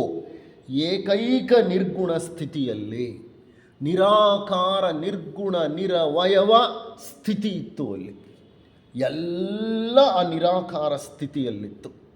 ಅದಕ್ಕೆ ನಾವು ಸಾಮಾನ್ಯವಾಗಿ ಹೇಳೋದು, ಅಧ್ಯಾತ್ಮದ ಹಾದಿ ಎಂದರೆ ಆಕಾರದಿಂದ ನಿರಾಕಾರದ ಕಡೆಗೆ ಪ್ರಯಾಣ. ಆಲೋಚನೆಗಳಿಗೆ ಏನಿದೆ? ಆಕಾರವಿದೆ. ಆಲೋಚನೆಗಳನ್ನು ದಾಟಿ ಮುಂದೆ ಹೋದರೆ ಧೀಶಕ್ತಿಗೆ ಆಕಾರ ಇಲ್ಲ, ಆತ್ಮಕ್ಕೂ ಆಕಾರವಿಲ್ಲ. ನಿಮಗೆ ಗೊತ್ತು, ನಾವೇನಂತ ಹೇಳ್ತೀವಿ? ಕೆಳಗಿನಿಂದ ಮೇಲ್ಗಡೆಗೆ ತಗೊಂಡ್ರೆ ಸ್ಥೂಲ ಲೋಕ, ಆಶಾ ಅಥವಾ ಕಾಮಲೋಕ, ಮನೋಲೋಕ, ಬುದ್ಧಿಲೋಕ, ಸತ್ಯಲೋಕ ಅಥವಾ ನಾವು ಆತ್ಮಲೋಕ ಅಂತ ಹೇಳ್ತೇವೆ. ಇರಲಿ, ಈಗ ಇದರಲ್ಲಿ ಸ್ಥೂಲಲೋಕ, ಕಾಮಲೋಕ, ಮನೋಲೋಕ, ಇಲ್ಲಿ ಮಾತ್ರನೇ ಆಕಾರಗಳಿರೋದು. ಪ್ರತಿ ಯೋಚನೆಗೂ ಆಕಾರ ಇರುತ್ತೆ, ಆಲೋಚನೆಗೆ. ಈ 3 ಲೋಕಗಳನ್ನು ದಾಟಿ ಬುದ್ಧಿ ಅಥವಾ ಧೀ ಲೋಕಕ್ಕೆ ಹೊರಟೋದ್ರೆ ಅಲ್ಲಿಂದ ಮೇಲೆ ಆಕಾರವಿಲ್ಲ, ಪ್ರಯಾಣ ಪೂರ್ತಿ ನಿರಾಕಾರ. ನಿರಾಕಾರ. ಅಧ್ಯಾತ್ಮದ ಪ್ರಯಾಣವೂ ಆಕಾರದಿಂದ ನಿರಾಕಾರವೇ. From form to formless. From form to formless. ಈ ವಚನ 7 ಅದೇ ಹೇಳ್ತಾ ಇದೆ. ಎಲ್ಲವೂ ನಿರ್ಗುಣ ಸ್ಥಿತಿಯಲ್ಲಿತ್ತು.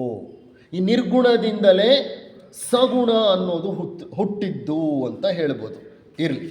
ನಂತರ 8ನೇ ವಚನ ಹೇಳುತ್ತೆ, ಅಪರಿಮಿತ ಅನಂತಾನಂತ ಕಾರಣಾತೀತ ಮತ್ತು ಸ್ವಪ್ನರಹಿತ ಸ್ಥಿತಿಯೊಳಗೆ ಇರ್ದುದು ಜೀವ ಚೈತನ್ಯವೆಲ್ಲ ಏಕೈಕ ಸ್ಥಿತಿಯಲ್ಲಿ ತಾನೇ ತಾನಾಗಿ. ಈ ಸ್ಥಿತಿಯೊಳಗೂ ಜೀವ ಚೈತನ್ಯದ ಸುಪ್ತಾವಸ್ಥೆ ಸ್ಪಂದಿಸುತ್ತಿತ್ತು. ಲಯಸ್ಥಿತಿಯ ಸುಪ್ತ ಸ್ಪಂದನ ಸಾಮೂಹಿಕ ಜೀವರಾಶಿಗಳ ಸುಪ್ತ ಏಕೈಕ ಸ್ಥಿತಿಯಾಗಿತ್ತು. ಈ ಸ್ಪಂದನವು ಕಣ್ತೆರೆದ ಪರಿಶುದ್ಧಾತ್ಮರಿಗೆ ಮಾತ್ರ ಅರಿವಾಗಿತ್ತು. ಈ ವಚನ ಏನು ಹೇಳ್ತಾ ಇದೆ ಅಂದರೆ, ಎಲ್ಲ ವಸ್ತುಗಳು ಏಕೈಕ ಸ್ಥಿತಿಯಲ್ಲಿ ಅಡಗಿತ್ತು. ಅದು ಸ್ವಪ್ನರಹಿತ ಸ್ಥಿತಿಯಲ್ಲಿತ್ತು. ಅಲ್ಲಿ ರೂಪರಹಿತ ಸ್ಥಿತಿ ಇತ್ತು, ಸಂಕಲ್ಪರಹಿತ ಸ್ಥಿತಿ ಇತ್ತು. ಆಶೆಗಳು ಇಲ್ಲ, ಯೋಚನೆಗಳು ಇಲ್ಲ. ಅಲ್ಲಿ ಆ ಸ್ಥಿತಿಯಲ್ಲಿ ಎಲ್ಲರ ಪ್ರಜ್ಞೆ, ಹಿಂದಿನ ಕಲ್ಪದಲ್ಲಿದ್ದ ಎಲ್ಲ ಅಣುಗಳು, ಪರಮಾಣುಗಳು, ಸಸ್ಯಗಳು ಏನೇನಿತ್ತೋ ಅವೆಲ್ಲದರ ಪ್ರಜ್ಞೆ ಅಲ್ಲಿ ಅಡಗಿತ್ತು ಏಕೈಕವಾಗಿ. 8ನೇ ವಚನ. 9ನೇ ವಚನ, ಸಂಗ್ರಹಿತ ವಿಶ್ವ ಭಂಡಾರ ಚೈತನ್ಯವದು ತಾನು ನಿರಪೇಕ್ಷ ಉಪಾಧಿರಹಿತ ಏಕೈಕ ಸ್ಥಿತಿಯಲ್ಲಿದ್ದಾಗ ಪರಿಶುದ್ಧಾತ್ಮವದು ತಾಯಲ್ಲಿತ್ತು ಅಂತ ಕೇಳ್ತಾರೆ ಅವರು ಪ್ರಶ್ನೆ. ಅದು ಸಂಗ್ರಹಿತ ವಿಶ್ವ ಭಂಡಾರ. ಹಿಂದಿನ ಕಲ್ಪಕಾಲದಲ್ಲಿ ಯಾವುದು ಪ್ರತ್ಯಕ್ಷವಾಗಿ ವಿಶ್ವವಿತ್ತೋ ಆ ವಿಶ್ವದ ಅಖಿಲಾಂಡ ಕೋಟಿ ಬ್ರಹ್ಮಾಂಡದ ಇಡೀ ಭಂಡಾರವು ಏಕೈಕ ಸ್ಥಿತಿಯಲ್ಲಿ ಅಡಗಿತ್ತು. ಅದೊಂಥರ ವಿಶ್ವ ಭಂಡಾರ ಚೈತನ್ಯ, ಅಖಿಲಾಂಡ ಕೋಟಿ ಬ್ರಹ್ಮಾಂಡದ ಚೈತನ್ಯ ಒಂದು ಕಡೆ ಸಂಗ್ರಹವಾಗಿತ್ತು. ನಿರಪೇಕ್ಷ. ನಿರಪೇಕ್ಷ, absolute. It is not relative. ಸಾಪೇಕ್ಷ ಅಂದರೆ ರಿಲೇಟಿವ್, ನಿರಪೇಕ್ಷ ಅಂದರೆ ಆಬ್ಸಲ್ಯೂಟ್. ಅದಕ್ಕೆ ಇನ್ನೊಂದಿಲ್ಲ ಹೋಲಿಕೆ ಮಾಡಲಿಕ್ಕೆ. ಅದು ಜಗದೇಕೈಕ ವಸ್ತು. ಅದು ವಸ್ತುವೋ ಅದು ತತ್ವೋ ಅದೇನು ನಮ್ಗೆ ಗೊತ್ತಿಲ್ಲ. ಅದು ನಿರಪೇಕ್ಷ. ಉಪಾಧಿರಹಿತ. ಅದಕ್ಕೊಂದು ಉಪಾಧಿಯೂ ಇಲ್ಲ ವ್ಯಕ್ತವಾಗಲಿಕ್ಕೆ. ಏಕೈಕ ಸ್ಥಿತಿಯಲ್ಲಿ ಅದು ಇದ್ದಾಗ ಪರಿಶುದ್ಧಾತ್ಮ ತಾಯಲ್ಲಿತ್ತು.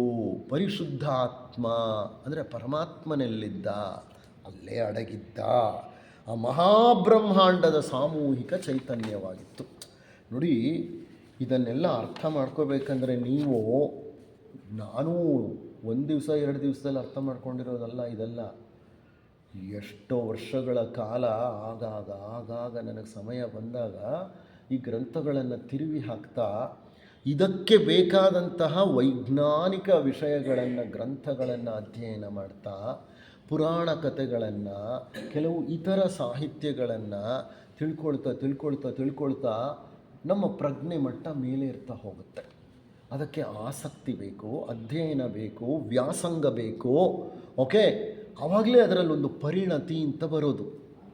ಈಗ ನಾನು ನಿಮ್ಮ ಬಳಿ ಈ ಸತ್ಸಂಗಗಳನ್ನು ಹಂಚಿಕೊಳ್ಳಲಿಕ್ಕೋಸ್ಕರ ಇನ್ನಷ್ಟು ಮತ್ತಷ್ಟು ಮಗದಷ್ಟು ಸಮಯ ಖರ್ಚು ಮಾಡ್ತೇನೆ.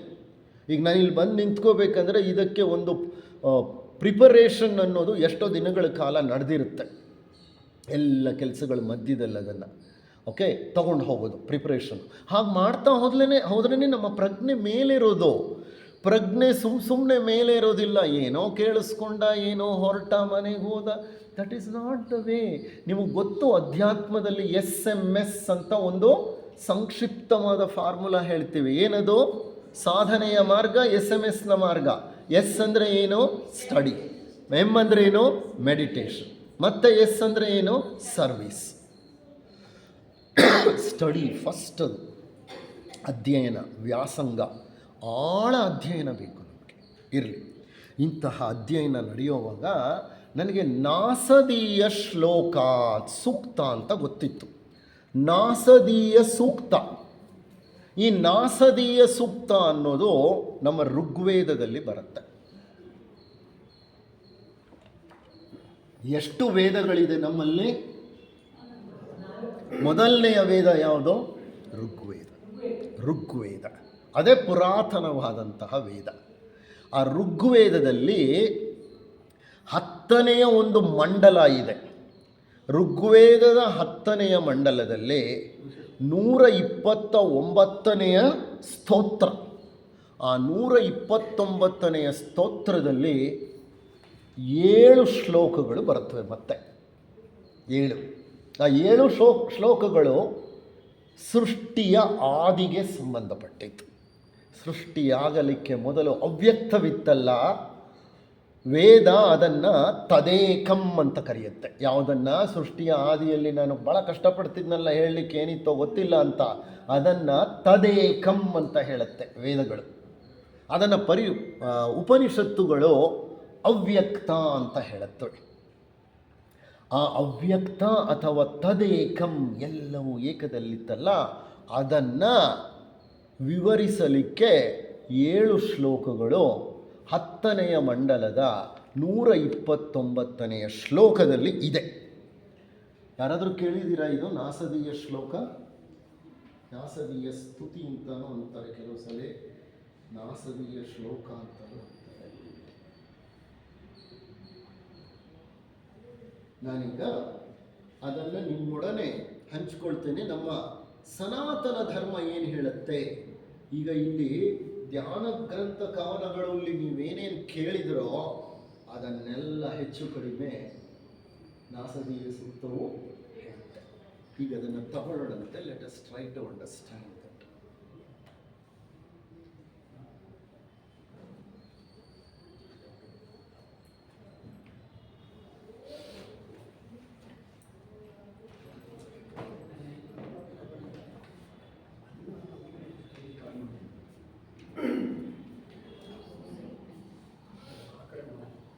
ಕಾಣಿಸುತ್ತಾ?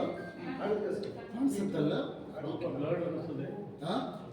ಬ್ಲರ್ ಆಗಿದೆ. ಲೈಟ್ ಆಫ್ ಮಾಡಿ.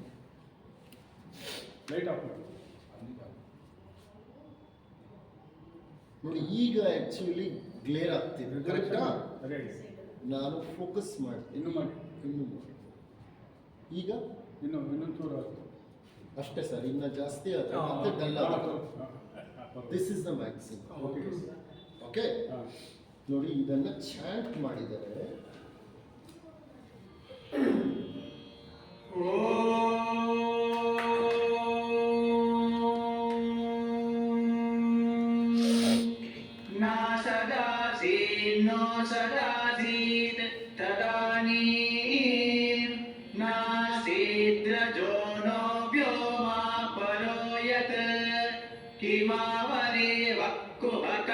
ಶರ್ಮನ್ನ ಅಂಬಕ್ಕಿಮಾಸೇದ್ಗಹನಂಗಭೇದಂ ನ ಮೃತ್ಯುರಮೃತಂ ತರ್ಹಿಣ ರಾತ್ರಿಯ ಅಗ್ನ ಆಸೀತ್ ಪ್ರಕೇತಃ ಆನೀತವಾತಗ್ಸ್ವಧಯಾತದೇಕಂ ತಸ್ಮಾದ್ದಾಮ್ಯನ ಪರಃ ಕಿಂಚನಾಸ ತಮ ಆಸೀತ್ ತಮಸಾ ಗೂಢಮಗ್ರೇ ಪ್ರಕೇತಂ ಸಲಿಲಪಂ ಸರ್ವಮಾ ಇದಂ ತುಚ್ಛೇದಾಭ್ವಪಿ ತಯ್ಯದಾಸೀತ್ ತಮಸಸ್ತನ್ಮಹಿನಾ ಜಾಯತೈಕಂ ಕಾಮಸ್ತದಗ್ರೇ ಸಮವರ್ತತಾಧಿ ಮನಸೋರೇತ ಪ್ರಥಮಂ ಯದಾಸೀತ್ ಸತೋ ಬಂಧುಮಸತಿ ನಿರವಿಂದನ್ ಹೃದಿ ಪ್ರದೇಶ್ಯ ಕವಯೋ ಮನೀಷಾ ತಿರಶ್ಚೇನೋ ವಿತತೋ ರಶ್ಮಿರೇಷಾಂ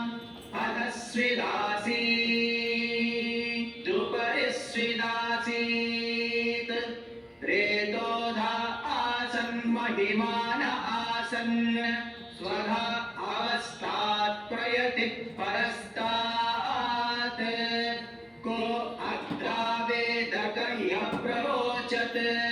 कुत आजाता कुतैयं विसृष्टिः अर्वाद्देव अस्य विसर्जनाय अथाको वेदयत बभूव इयं विसृष्टिर्यत बभूव यदि वा दधे यदि वा न यो अस्याध्यक्ष परमे व्योमन् सो अंगवेद यदि वा न वेद ॐ शान्ति शान्ति शान्तिः.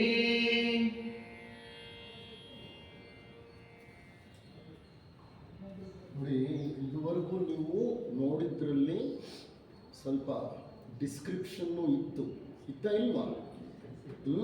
ಅದನ್ನು ಗಮನಿಸಿದ್ರೆ ನೀವು ಶ್ಲೋಕ ನೋಡ್ತಾ ಇದ್ರಿ. ಓಕೆ, ಶ್ಲೋಕ ಕೇಳಿಸ್ಕೊಳ್ತಾ ಇದ್ರಿ. ಎಷ್ಟು ಚೆನ್ನಾಗಿರುತ್ತೆ ನೋಡಿ ಸಂಸ್ಕೃತದ ಶ್ಲೋಕಗಳು. ನೋಡಿ ಏನು ಹೇಳುತ್ತೆ ಇಲ್ಲಿ ಇದು.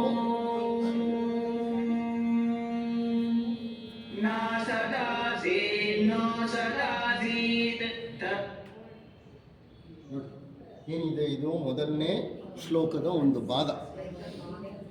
In the beginning of the universe there was neither non-existence nor existence. ಅಸ್ತಿತ್ವವೂ ಇಲ್ಲ, ಅನಸ್ತಿತ್ವವೂ ಇಲ್ಲ. There was no world, neither sky nor anything beyond. ಏನು ಇರಲಿಲ್ಲ ಅಲ್ಲಿ. ಆಕಾಶವೂ ಇಲ್ಲ ಅಥವಾ ಪ್ರಪಂಚವೂ ಇಲ್ಲ. ಎನಿಥಿಂಗ್ ಬಿಯಾಂಡ್, ಮತ್ತೇನು ಇರಲಿಲ್ಲ ಅಲ್ಲಿ.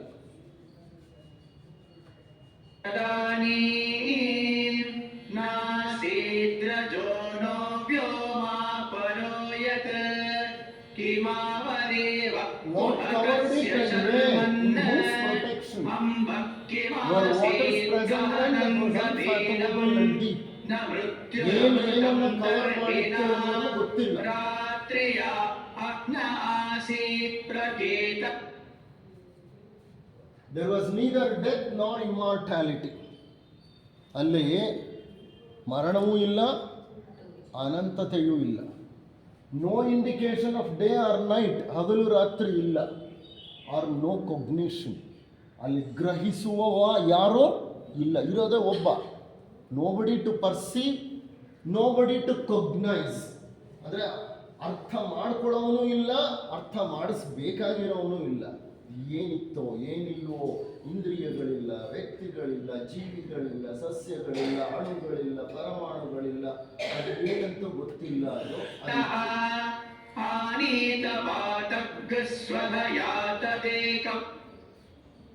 that one being breathed in the wingless atmosphere by its power on its own. There was nothing other than that or beyond that. ಏನೋ ಅದೊಂದು ಇತ್ತಲ್ಲ, ಅದನ್ನು ಬಿಟ್ಟರೆ ಏನೂ ಇರಲಿಲ್ಲ. ವಿಂಡ್ಲೆಸ್ ಅಟ್ಮಾಸ್ಫಿಯರ್, ವಾಯುವು ಇಲ್ಲ, ಗಾಳಿಯೂ ಇಲ್ಲ, ಪಂಚತತ್ವಗಳೂ ಇಲ್ಲ. ಓಕೆ, ಆ ಒಂದೇ ಒಂದು ಏನಿತ್ತೋ ಅದು ಬಹಳ ಮೌನವಾಗಿ ಉಸಿರಾಡ್ತಿತ್ತು. ಉಸಿರಾಟವೇ ಇಲ್ಲದ ಉಸಿರಾಟವಂತೆ, ಚಲನೆ ಇಲ್ಲದ ಚಲನೆ.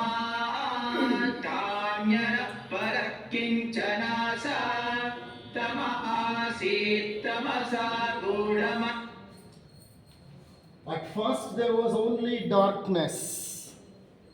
ಕತ್ತಲಿತ್ತು, ಗಾಢಾಂಧಕಾರವಿತ್ತು ಅಂತ ಹೇಳಿದೆ ನಾನು ಓದುವಾಗ ಜ್ಞಾನಗ್ರಂಥ ಕವನಗಳಲ್ಲಿ. ಇಲ್ಲೋದೇ ಬರ್ತಾ ಇದೆ, ಕತ್ತಲಿತ್ತು.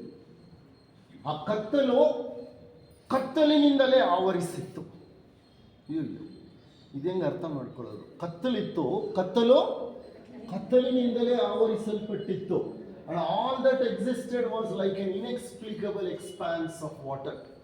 ಅದನ್ನು ವಿವರಿಸಲು ಅಸಾಧ್ಯವಾದಂತಹ ಒಂದು ವಾಟರ್ ಅಂದರೆ ಇರಿ ನೀರು ಅಂತ ತಿಳ್ಕೊಂಡ್ಬಿಡ್ಬೇಡಿ ದಯವಿಟ್ಟು. ಇದಲ್ಲ, ನಾನು ಆಗ್ಲೇ ಹೇಳಿದೆ, ಹಿಂದಿನ ಕಲ್ಪದಲ್ಲಿ ಅಳಿದು ಉಳಿದಂತಹ ಏನಿತ್ತೋ ಅದು ಗೊತ್ತಿಲ್ಲ, ಅದಿತ್ತು ಅಲ್ಲಿ ಅಷ್ಟೇ.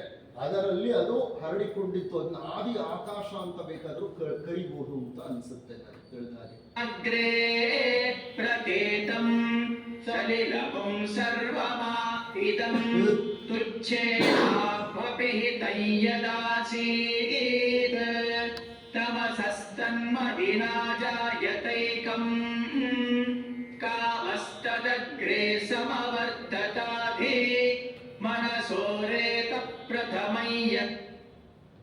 ಹಂತದಲ್ಲಿ ಏನಾಯಿತು, ದ ಫಸ್ಟ್ ಡಿಸೈರ್, ಒಂದು ಮೂಲ ಸಂಕಲ್ಪ ಮೇಲೆದ್ದೇಳಿತು. ಮೂಲ ಸಂಕಲ್ಪ ಏನಂತ ಸಂಕಲ್ಪ? ಏಕೋಸ್ಯಂ ಬಹುನಾ, ನಾನು ಏಕವಾಗಿದ್ದೇನೆ, ನಾನೇನಾಗಬೇಕು? ಬಹುವಾಗಬೇಕು. ಸೊ ನಿರ್ಗುಣದಲ್ಲಿ ಎದ್ದ ಸಂಕಲ್ಪ ಅದು. ಸಂಕಲ್ಪ ಎದ್ದ ತಕ್ಷಣ ಆ ಪರಮಾತ್ಮನನ್ನು ಬಿಡಲಿಲ್ಲ, ಸಂಕಲ್ಪ ಎಬ್ಬಿಸ್ಬಿಡ್ತು ಪರಮಾತ್ಮನನ್ನು. ಪರಬ್ರಹ್ಮನು ಎದ್ದು ಬಿಟ್ಟ ಸಂಕಲ್ಪದೊಂದಿಗೆ. ಈಗ ನಾವು ಹಾಗೆ ಅಲ್ವಾ, ಏನೋ ಸುಮ್ಮನೆ ಕೂತಿರ್ತೀವಿ ಮೌನವಾಗಂತ ಅಂದ್ಕೊಳ್ಳೋಣ, ಯಾವುದೋ ಒಂದು ಸಂಕಲ್ಪ ಮೇಲೆದ್ದೇಳುತ್ತೆ. ಎದ್ದ ತಕ್ಷಣ ಮನಸ್ಸೇನಾಗುತ್ತೆ? ಚಂಚಲವಾಗಿ ಶುರು ಮಾಡಿಬಿಡುತ್ತೆ. ಅದು ತನ್ನ ಕೆಲಸ ಅಂತ ಶುರು ಮಾಡಿಬಿಡುತ್ತೆ. ಅಂತ ಪರಮಾತ್ಮನಲ್ಲೂ ಒಂದು ಮಹಾನ್ ಸಂಕಲ್ಪ, ಎಲ್ಲ ಸಂಕಲ್ಪಗಳಿಗೂ ಮೂಲ ಸಂಕಲ್ಪ ಅದು ಹುಟ್ಟುತ್ತದೆ. ಅದು ಆದಿ ಮನಸ್ಸಿನಲ್ಲಿ ಹುಟ್ಟಿದ್ದು. ಆ ಸಂಕಲ್ಪದೊಂದಿಗೆ ಸೃಷ್ಟಿ ಪ್ರಾರಂಭ.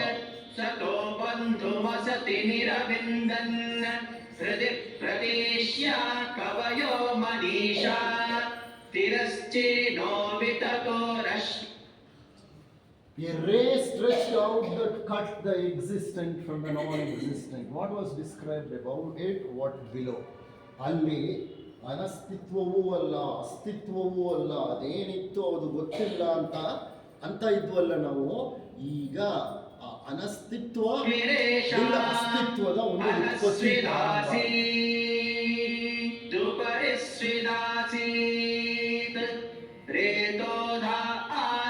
ಮಹಿಮಾನ ಆಸನ್ ಸ್ವಧ ಅವಸ್ಥಾತ್ ಪ್ರಯತಿ ಪರಸ್ತಾ. ಒಳಗಿನಿಂದ ಒಂದು ಒತ್ತಡ ಇತ್ತು, ಹೊರಗಿನಿಂದ ಒಂದು ಸಂಕಲ್ಪ ಇತ್ತು. ಒತ್ತಡ ಏನು? ವ್ಯಕ್ತವಾಗಬೇಕು ಅನ್ನೋ ಒತ್ತಡ.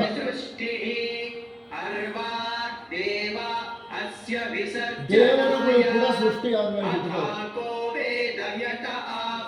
ದೇವರುಗಳೇ ಆಮೇಲೆ ಹುಟ್ಟಿದ್ರು ಅಂದ್ರೆ ಸೃಷ್ಟಿ ಬಗ್ಗೆ ಯಾರು ಹೇಳಬಲ್ಲರು?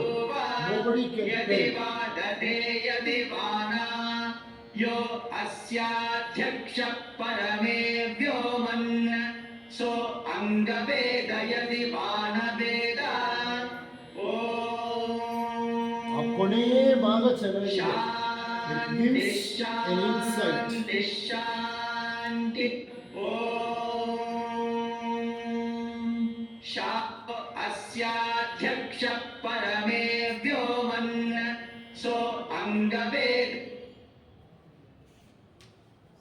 He who is the Lord of all this in the highest heaven surely knows it. Or for if he doesn't know, ಅವನಿಗೂ ಗೊತ್ತೋ ಗೊತ್ತಿಲ್ವೋ ಅಂತ ಹೇಳುತ್ತೆ. ಆತನಿಗೂ ಗೊತ್ತೋ ಆತನಿಗೂ ಗೊತ್ತಿಲ್ವೋ. ನಾನು ಇದನ್ನು ಕನ್ನಡಗೆ ನಾನು ಟ್ರಾನ್ಸ್ಲೇಟ್ ಮಾಡ್ತಾ ಇದ್ದೆ. ಆಗ ನನಗೆ ಆಶ್ಚರ್ಯ ಆಯಿತು, ಇದೇನಪ್ಪ ಇದು, ಕೊನೆಗೆ ಬಂದು ಆ ಮೂಲಕ್ಕೂ ಗೊತ್ತೋ ಇಲ್ವೋ ಅಂದರೆ ಅರ್ಥ ಏನು? ನಾವು ಹಾಗೇನೇ ಅಲ್ವಾ, ಜೀವನ ನಡೀತಾ ಇರುತ್ತೆ, ಅದ್ರ ಬಗ್ಗೆ ನಮಗೆ ಕಲ್ಪನೆನೋ ಏನೋ ಕುದುರೆ ಓಡ್ತಾ ಇರ್ತೀವಿ, ಹೌದಾ ಅಲ್ವಾ? ಆ ಭಗವಂತನೂ ಸುಮ್ಮನೆ ಏನೋ ಮಾಡ್ಕೊಂಡು ಹೋಗ್ತಾ ಇದ್ದಾನೇನೋ, ಅವನಿಗೂ ಗೊತ್ತೋ ಗೊತ್ತಿಲ್ವೋ. ಇದು ವೇದಗಳಿಂದ ತಗೊಂಡಿರೋದು, ಇದು ವೇದಗಳಿಂದ ತಗೊಂಡಿರೋದು. Whether he knows or he doesn't know, will not know. ಇಂಥ ಸೃಷ್ಟಿಯನ್ನ ಮಾಡಿದಂಥ ಭಗವಂತ ಅತೀತನೂ ಹೌದು, ಅಂತಸ್ಥನೂ ಹೌದು. ಅತೀತ ಅಂದರೆ ಈ ವಿಶ್ವದ ಹೊರಗೂ ಇದ್ದಾನೆ, ಈ ವಿಶ್ವದ ಒಳಗೂ ಇದ್ದಾನೆ. ಒಂದೊಂದು ಕಣದಲ್ಲೂ ಆತ ಇದ್ದಾನೆ. ಈಗ ಆ ಅಖಿಲಾಂಡ ಕೋಟಿ ಬ್ರಹ್ಮಾಂಡದ ಒಂದು ಸಣ್ಣ ದರ್ಶನವನ್ನು ಮಾಡುವ ಪ್ರಯತ್ನವನ್ನು ನೋಡೋಣ. ಅದು ಮಾಡಿ ಇವತ್ತು ಈ ನಾಸದೀಯ ಶ್ಲೋಕದ ಒಂದು ಭಾಗವನ್ನು ಮುಕ್ತಾಯ ಮಾಡ್ತೇನೆ. Fantastic voyage. ಇದನ್ನು ನೋಡಿರ್ಬೋದು ನೀವು. ನಾವು ಒಮ್ಮೆ ಬಹಳ ವರ್ಷಗಳ ಹಿಂದೆ ನಾನು ಇದನ್ನು ಪ್ರೆಸೆಂಟ್ ಮಾಡಿದ್ದೆ ಇಲ್ಲೇ. ಇದೇನೆಂದರೆ ಪಿಂಡಾಂಡ ಬ್ರಹ್ಮಾಂಡಗಳ ಸಂಬಂಧ.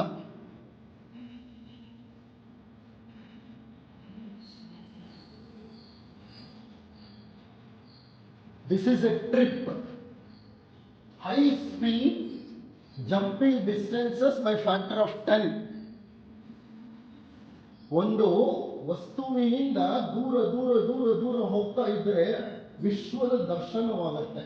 ಅದರ ಬಗ್ಗೆ ತೋರಿಸ್ತಾರೆ ಅವರು.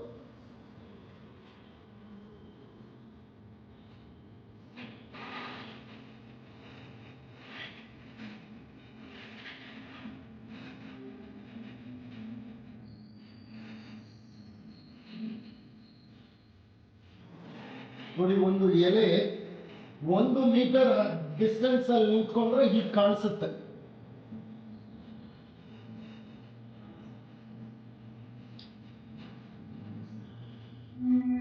ಹತ್ತು ಮೀಟರ್ ಡಿಸ್ಟೆನ್ಸ್ಗೆ ಹೋದ್ರೆ, ಎಲೆಯಿಂದ ದೂರ ಹೋದ್ರೆ ಹೀಗೆ ಕಾಣುತ್ತೆ. 100 ಮೀಟರ್ ದೂರಕ್ಕೆ ಹೋದ್ರೆ ಹೀಗೆ ಕಾಣುತ್ತೆ.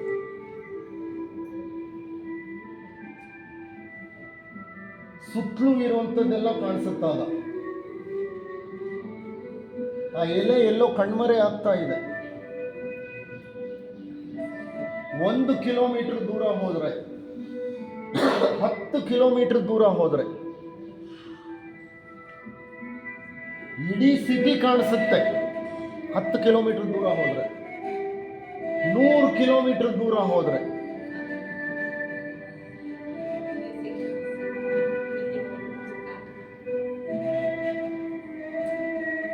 ಒಂದು 1000 ಕಿಲೋಮೀಟರ್ ದೂರ ಹೋದ್ರೆ, ಸ್ಯಾಟಲೈಟ್ ಇಂದ ತಗೊಂಡಿರೋದು ಈ ಇಮೇಜ್. 10,000 ಕಿಲೋಮೀಟರ್ ದೂರ ಹೋದ್ರೆ ಪೃಥ್ವಿನೇ ಕಾಣುತ್ತೆ ಹಿಂಗೆ. ಅದು ಎಲ್ಲೋ ಎಲೆ, ಅದು ಯಾವ ಜಾಗವೋ ಗೊತ್ತಿಲ್ಲ. 1,00,000 ಕಿಲೋಮೀಟರ್ ದೂರ ಹೋದ್ರೆ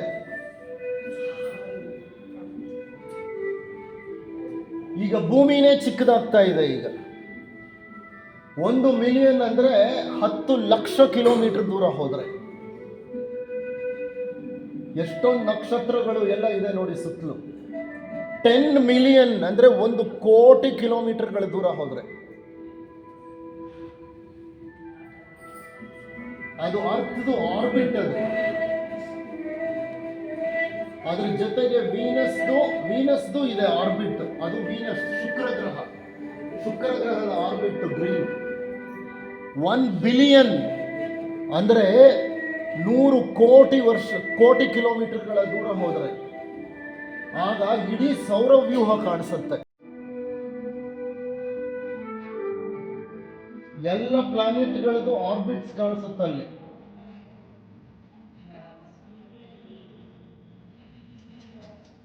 $100 ಬಿಲಿಯನ್ ಕಿಲೋಮೀಟರ್ಸ್. 100 ಅಂತಂದ್ರೆ 100 into 100, 10,000 ಕೋಟಿ ಕಿಲೋಮೀಟರ್ಗಳಷ್ಟು ದೂರ ಹೋದ್ರೆ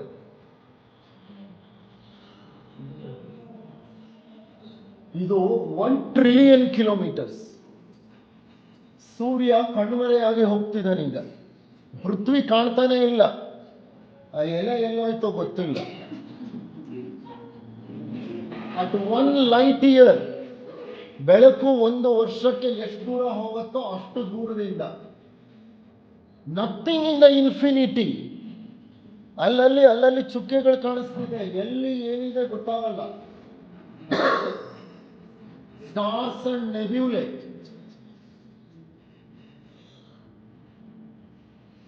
ಈಗ ನಾವು ಮಿಲ್ಕಿ ವೇ ಅಂದ್ರೆ ಕ್ಷೀರಪಥವನ್ನು ಪ್ರಯಾಣ ಮಾಡ್ತಿದ್ದೀವಿ. ಈ ದೂರದಿಂದ ಕ್ಷೀರಪಥ. ಅದು ಕ್ಷೀರಪಥ ಅಂತಂದ್ರೆ 400 ಬಿಲಿಯನ್ ಸ್ಟಾರ್ಸ್ ಆರ್ ದೇರ್. 40,000 ಕೋಟಿ ನಕ್ಷತ್ರಗಳನ್ನು ಒಳಗೊಂಡಂತ ಕ್ಷೀರಪಥ. ಆ ಕ್ಷೀರಪಥವನ್ನೇ ನೋಡ್ತಾ ಇದ್ದೀವಿ. ಆ ಕ್ಷೀರಪಥದ ತುದಿ ತಲುಪ್ತಾ ಇದ್ದೀವಿ ನಾವು. ಇದು ಕ್ಷೀರಪಥ. This is a spiral galaxy. ಇದರಲ್ಲಿ 40,000 ಕೋಟಿ ನಕ್ಷತ್ರಗಳಿವೆ. ಆ 40,000 ಕೋಟಿ ನಕ್ಷತ್ರಗಳಲ್ಲಿ ಸೂರ್ಯ ಅವನು ಇಲ್ಲ ಅಂದ್ರೂ ಯಾರಿಗೂ ಡಿಫ್ರೆನ್ಸ್ ಗೊತ್ತಾಗಲ್ಲ. ಅಷ್ಟು ನಕ್ಷತ್ರ. ಗ್ಯಾಲಕ್ಸಿಗಳೇ ಸಣ್ಣ ಸಣ್ಣ ಬಿಂದುಗಳಾಗಿ ಕಾಣಿಸುತ್ತಿಲ್ಲ. ಗ್ಯಾಲಕ್ಸಿ ಅಂತ ಅಂದ್ರೆ ನಕ್ಷತ್ರ ಪುಂಜಗಳೇ ಸಣ್ಣ ಸಣ್ಣ ಡಾಟ್ಗಳಾಗಿ ಕಾಣಿಸುತ್ತೆ. ಇಲ್ಲಿ ಕಾಣಿಸೋ ಒಂದೊಂದು ಡಾಟ್ ಒಂದು ಗ್ಯಾಲಕ್ಸಿ. ಸ್ಟಾರ್ ಅಲ್ಲ ಅದು. ಸ್ಟಾರ್ ಅಲ್ಲ, ಆ ಡಾಟಲ್ಲಿ ಕೋಟ್ಯಾಂತರ ನಕ್ಷತ್ರಗಳಿವೆ. ಆ ಡಾಟಲ್ಲಿ ಕೋಟ್ಯಾಂತರ. ಇದನ್ನೇ ನಾನು ನಿಮಗೆ ವಿವರಿಸಲಿಕ್ಕೆ ಪ್ರಯತ್ನ ಪಟ್ಟಿದ್ದು ಎಷ್ಟೋ ಸಲ. ಬಟ್ ಇದು ಪಿಕ್ಚರ್ ನೋಡಿ, how revealing it is, how beautiful it is. ಈಗ ವಾಪಸ್ ಹೋಗ್ತಿದ್ದೀವಿ ನಾವು.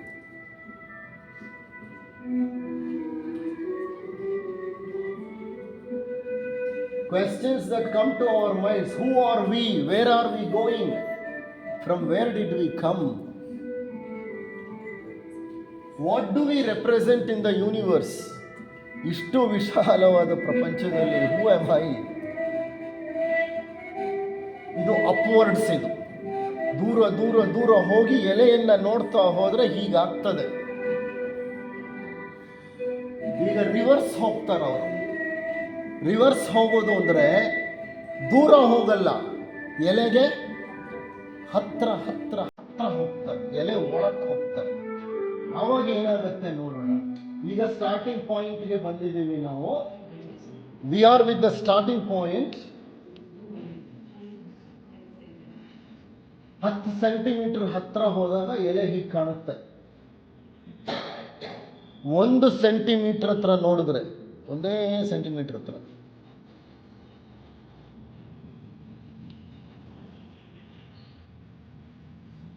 ಒಂದು ಮಿಲಿಮೀಟರ್ ಸೆಲ್ಗಳು ಕಾಣಿಸ್ಲಿಕ್ಕೆ ಸ್ಟಾರ್ಟ್ ಆಗತ್ತೆ, ಜೀವಕೋಶಗಳು. 100 ಮೈಕ್ರಾನ್ಸ್. ಈಗ ಜೀವಕೋಶಗಳು ಕಾಣಿಸ್ತಾ ಇವೆ.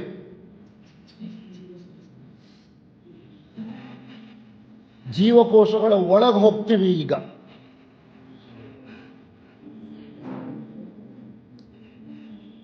ಒಂದೊಂದು ಜೀವಕೋಶದ ಒಳಗಿರುವಂತ ನ್ಯೂಕ್ಲಿಯಸ್ ಅದು. ಒಂದು ಜೀವಕೋಶದ ನ್ಯೂಕ್ಲಿಯಸ್ ಅದು. ಅದರ ಒಳಗಡೆ ಇರೋ ಕ್ರೋಮೋಸೋಮ್, ವರ್ಣತಂತು, ಅದು ಹಾವಿನ ಥರ ಸುರುಳಿ ಸುತ್ತಕೊಂಡಿರುತ್ತೆ. 23 ಜೊತೆ ವರ್ಣತಂತುಗಳಿರುತ್ತೆ ಪ್ರತಿ ಮನುಷ್ಯನಲ್ಲಿ. ಆ ವರ್ಣತಂತುವಿನ ಒಳಗಡೆ DNA, ಡಬಲ್ ಹೆಲಿಕಲ್ ಸ್ಟ್ರಕ್ಚರ್ ಇದೆ DNA. ಈ DNA ಒಳಗಡೆ ಅಮೈನೋ ಆಮ್ಲಗಳಿರುತ್ತೆ. ಅಮೈನೋ ಆಮ್ಲಗಳಲ್ಲಿ ನೋಡಿ, chromosomes blocks can be study. Chromosomes ಅಲ್ಲಿ ಬ್ಲಾಕ್ಸು, ಅವೇ DNAಗಳು, ಅವೇ ಸುರುಳಿ ಸುತ್ತಕೊಂಡಿರೋದು.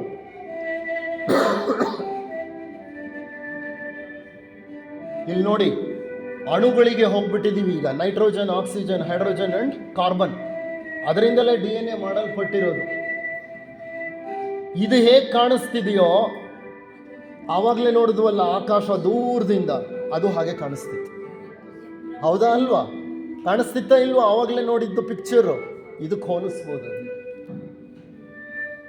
ಪಿಕೋಮೀಟರ್, 1 ಪಿಕೋಮೀಟರ್ ಅಲ್ಲಿ ಎಂಟಿ ಸ್ಪೇಸ್ ಇದೆ ನೋಡಿ. ನ್ಯೂಕ್ಲಿಯಸ್ಸು ಒಳಗಡೆ 99% ಖಾಲಿ ಜಾಗ ಅದು. ಈಗ ನ್ಯೂಕ್ಲಿಯಸ್ ಒಳಗೆ ಹೋದ್ರು ಅವರು, ಅಣುವಿನ ನ್ಯೂಕ್ಲಿಯಸ್ ಒಳಗೆ. ನ್ಯೂಕ್ಲಿಯಸ್ ಒಳಗೆ ಹೋದ್ರೆ ಇವೆ ಪ್ರೋಟಾನ್ಗಳು, ನ್ಯೂಟ್ರಾನ್ಗಳು. ಇದು ಕಾರ್ಬನ್ ಆಟಮು. ಇದರಲ್ಲಿ ಇದಕ್ಕೆ 6 atomic number. If atomic number is 6, 3 protons, 3 neutrons ಇರುತ್ತೆ ಅಲ್ಲಿ.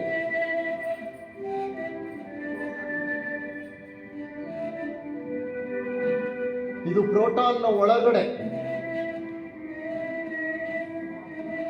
ಇಲ್ಲಿ ಕ್ವಾರ್ಕ್ಗಳು ಕಾಣಿಸುತ್ತೆ. ನಾ ಹೇಳಿದ್ದೆ ಹಿಂದೆ ಒಮ್ಮೆ, ಪ್ರೋಟಾನ್ ಹೊಡೆದ್ರೆ ಒಳಗೆ ಏನಿರುತ್ತೆ? ಕ್ವಾರ್ಕ್ಗಳು.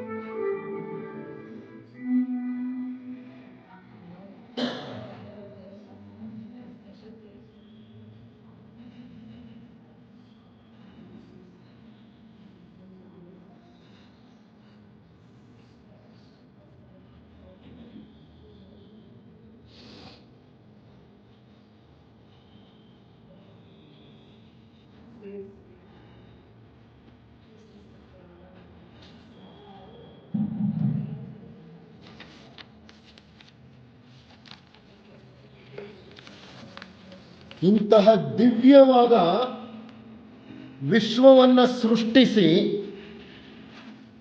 ಭಗವಂತ ವಿಶ್ವದ ಆಚೆ ಹೋಗಿ ನಿಂತುಬಿಟ್ಟು ಡ್ರಾಮಾ ಮಾಡಿಸ್ತಿದ್ದಾನೆ ಇಲ್ಲಿ ನಮ್ಮ ಹತ್ರ ಅಂತ ನಾವು ತಿಳ್ಕೊತೀವಿ. ಇಲ್ಲ, ಅವನು ಅತೀತನೂ ಆಗಿದ್ದಾನೆ, ಅವನು ಅಂತಸ್ಥನೂ ಆಗಿದ್ದಾನೆ. ಅಣುವಿನ ಒಳಗಿರುವ, ಅಣು ಕೇಂದ್ರದ ಒಳಗಿರುವ, ಪ್ರೋಟಾನ್ನ ಒಳಗಿರುವ, ಕ್ವಾರ್ಕ್ಗಳ ಒಳಗಿರುವ, ಸಬ್ ಕ್ವಾರ್ಕ್ಗಳ ಒಳಗೂ ಆತ ಇದ್ದಾನೆ. ಅದಕ್ಕೆ ನಮ್ಮ ಪುರಾಣಗಳು, ನಮ್ಮ ಸನಾತನ ಧರ್ಮ ಏನು ಹೇಳುತ್ತೆ? ಅಣು ರೇಣು ತೃಣ ಕಾಷ್ಠಾದಿಗಳಲ್ಲಿ ಆತ ಇದ್ದಾನೆ. ಆತನ ಇಲ್ಲದೇ ಇರುವಂಥ ಸ್ಥಳವೇ ಇಲ್ಲ. ಅದಕ್ಕೆ ಇಂಗ್ಲೀಷ್ನಲ್ಲಿ ನಾವೇನು ಹೇಳ್ತೀವಿ ಅಂದರೆ, we give a wonderful statement. God is transcendent and also immanent. Transcendent ಅಂದರೆ ಸೃಷ್ಟಿ ಮಾಡಿ ಅತೀತವೂ ಆಗಿದ್ದಾನೆ, ಆ ಸೃಷ್ಟಿಯ ಒಂದೊಂದು ಕಣದಲ್ಲೂ ಅಡಗಿದ್ದಾನೆ. ಇಮನೆಂಟ್ ಅಂದರೆ ಎಲ್ಲೆಲ್ಲೂ ಇದ್ದಾನೆ, ಅವನು ಅಂತಸ್ಥನಾಗಿದ್ದಾನೆ, ಅತೀತನೂ ಆಗಿದ್ದಾನೆ. ಅಂತ ಪರಮಾತ್ಮನಿಗೆ ರೂಪವನ್ನು ಕೊಟ್ಟು, ಆಕಾರವನ್ನು ಕೊಟ್ಟು, ವಿಗ್ರಹಗಳನ್ನು ಮಾಡಿ, ಆ ವಿಗ್ರಹಗಳಿಗೆ ಹಾಲು ಎರೆದು ಅಭಿಷೇಕ ಮಾಡ್ತಾ ನಾವೇನು ಮಾಡ್ತಿದ್ದೀವಿ? ಕಾಲ ಕಳೀತಾ ಇದ್ದೀವಿ. ಅದು ತಪ್ಪು ಅಂತ ನಾನು ಹೇಳ್ತಿಲ್ಲ, ಅಂದರೆ ನಮ್ಮ ಪ್ರಜ್ಞೆ ಅಲ್ಲಿ ಕೆಲಸ ಮಾಡ್ತಿದೆ. ಪರಮಾತ್ಮ ಇದೆಲ್ಲವನ್ನು ಮೀರಿದು, ಎಲ್ಲವನ್ನೂ ಮೀರಿದು. He is beyond all this. Okay, so ಆ ಪರಮಾತ್ಮನನ್ನು ಅರ್ಥ ಮಾಡ್ಕೊಳ್ಳೋ ವಿಧಾನ ಇದೆಯಲ್ಲ, ಅದು ನಮ್ಮಲ್ಲಿ ಬದಲಾಗಬೇಕು. ಹಾಗೆಂತ ನೀವು ವಿಗ್ರಹ ಪೂಜೆ ಮಾಡಬೇಡಿ ಅಂತಲೂ ನಾನು ಹೇಳೋದಿಲ್ಲ. ಒಂದು ಹಂತದಲ್ಲಿ ಬೇಕು. ಮಗುವಿಗೆ ಸ್ಲೇಟ್ ಬೇಕು, ಬಳಪ ಬೇಕು. ಆದರೆ ಹೈಸ್ಕೂಲಿಗೆ ಬಂದ ಮೇಲೂ ಸ್ಲೇಟು ಬಳಪ ಇಟ್ಕೋತೀನಿ ಅಂತ ಅಂದರೆ ಮೇಷ್ಟ್ರೇನಂತಾರೆ? ಏಯ್ ಎತ್ಕೊಂಡು ಹೋಗ, ಮನೇಲಿ ಇಟ್ಬಾರ ಅಂತ. ಹೌದಾ ಅಲ್ವಾ?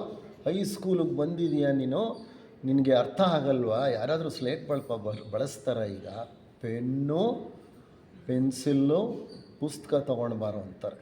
ಇನ್ನು PU ಕಾಲೇಜ್ಗೆ ಹೋದ್ಮೇಲೆ ಎಲ್ಲ ಈಗ ಪೇಪರ್ಲೆಸ್ ಅಪ್ಪ, ನಿನ್ನ ಕೈನಲ್ಲೊಂದು ಲ್ಯಾಪ್ಟಾಪ್ ಹಿಡ್ಕೊಂಡು ಬಾ ಅಂತಾರೆ. ಇನ್ನೂ ಮೇಲೆ ಹೋದರೆ ಲ್ಯಾಪ್ಟಾಪ್ ಬೇಡ ಕಣೋ, ಒಂದು ಟ್ಯಾಬ್ ಇಟ್ಕೊಂಡು ಬಾ, ನಿನ್ನ ಹತ್ರ ಸಾಕು ಅಂತಾರೆ. ಹೌದಾ ಅಲ್ವಾ? ನಾನಂತೂ ಈಗ ವರ್ಕ್ಶಾಪ್ಗಳು ಮಾಡ್ತೀನಿ. ಮೊನ್ನೆ RV ಡೆಂಟಲ್ ಕಾಲೇಜ್ನಲ್ಲಿ ಮೊನ್ನೆ ಮುಗೀತು 3 ದಿನ ವರ್ಕ್ಶಾಪ್, ಅವ್ರಿಗೆ ರಿಸರ್ಚ್, ಸ್ಟ್ಯಾಟಿಸ್ಟಿಕ್ಸ್ ಎಲ್ಲ. ಆಗ ನೀವು ಏನೂ ತರಬೇಡಿ, ಮೊಬೈಲು ಅಂತ ನೀ ಸಾಕು, ಎಲ್ಲ ಕೆಲಸಗಳು ಮೊಬೈಲ್ನಲ್ಲೇ ಮಾಡ್ಬೋದು. ಸರ್ಚ್ ಎಂಜಿನ್ ಇದೆ, ಅಲ್ಲೇ ನೀವು ಡ್ರಾ ಮಾಡ್ಬೋದು, ಅದಕ್ಕೆಲ್ಲ ಪ್ರಾವಿಷನ್ ಇದೆ. ಆ್ಯಪ್ಸ್ ಡೌನ್ಲೋಡ್ ಮಾಡ್ಕೊಂಡು ಬನ್ನಿ, ಯು ಡೂ ಅಷ್ಟೇ. ಇನ್ನು ಮುಂದೆ ಯಾವ ಕಾಲ ಬರುತ್ತೆ ಗೊತ್ತಾ?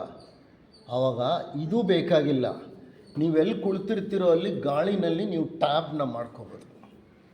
ಕೈಯಲ್ಲಿ ಹಿಂಗಂದರೆ ಸ್ಕ್ರೀನ್ ಬರ್ತದೆ. ನೀವು ಆ ಗಾಳಿನಲ್ಲಿ ಬರೋ ಸ್ಕ್ರೀನ್ನಲ್ಲಿ ನೀವೆಲ್ಲ ಕೆಲಸ ಮಾಡಿ. ರಿಸರ್ಚ್ ಈಗ ಅದನ್ನೇ ಮಾಡ್ತಾ ಇರೋದು. ಓಕೆ, ಕ್ಲೌಡ್ ಬೇಸ್ಡ್ ವರ್ಕಿಂಗ್, ಅದು ಇಟ್ಸ್ ಎ ಹೈಯರ್ ಟೆಕ್ನಾಲಜಿ. ಎಲ್ಲಿ ಹೋದರೂ ನೀವೇನು, ನಾನು ಇದೆಲ್ಲ ಏನೂ ತರೋದೇ ಬೇಕಾಗಿಲ್ಲ. ನಾನು ನನ್ನದೇ ಒಂದು ಟ್ಯಾಬ್ ಗಾಳಿನಲ್ಲಿ ಕ್ರಿಯೇಟ್ ಮಾಡ್ಕೊತೀನಿ, ಅಲ್ಲಿ ಆ್ಯಂಕರ್ ಇಂಟು ಕ್ಲೌಡ್, ಅಲ್ಲಿಂದ ಅಲ್ಲಿಗೆ ಪ್ರೊಜೆಕ್ಟ್ ಮಾಡ್ತೀನಿ. ಇಲ್ಲಿ ಹಾಗೆ ನೋಡ್ಬೋದು ನೀವು ಬೇಕಾದರೆ. So we are getting into the technology. ಅದಕ್ಕೆ ಒಂದು ಅತಿ ಮುಖ್ಯವಾದಂತಹ ಸಂದೇಶ ಏನು ಅಂದರೆ, ಪರಮಾತ್ಮನ ಬಗ್ಗೆ ಇರೋ ನಮ್ಮ ಪರಿಕಲ್ಪನೆ ಇದೆಯಲ್ಲ, ಆ ಪರಿಕಲ್ಪನೆಯಲ್ಲಿ ಸಾಕಷ್ಟು ಪರಿವರ್ತನೆ ಆಗಬೇಕು. ಅಲ್ಲೇ ವಿಗ್ರಹದ ಹತ್ರ ಅಲ್ಲೇ ನಿಂತ್ಕೋಬಾರ್ದು, ಅಲ್ಲಿಂದ ಮೇಲೆ ಇರಬೇಕು. ಆಕಾರದಿಂದ ನಿರಾಕಾರದ ಕಡೆಗೆ ಪ್ರಯಾಣ ಮಾಡಬೇಕು. ಏಕೆಂದರೆ ಆತ ಇಲ್ಲದೆ ಇರೋ ಸ್ಥಳವೇ ಇಲ್ಲ ಅಂತ. ದಟ್ ಈಸ್ ದ ಸಂದೇಶ. Okay, that is a message for you. Thank you very much for this particular session.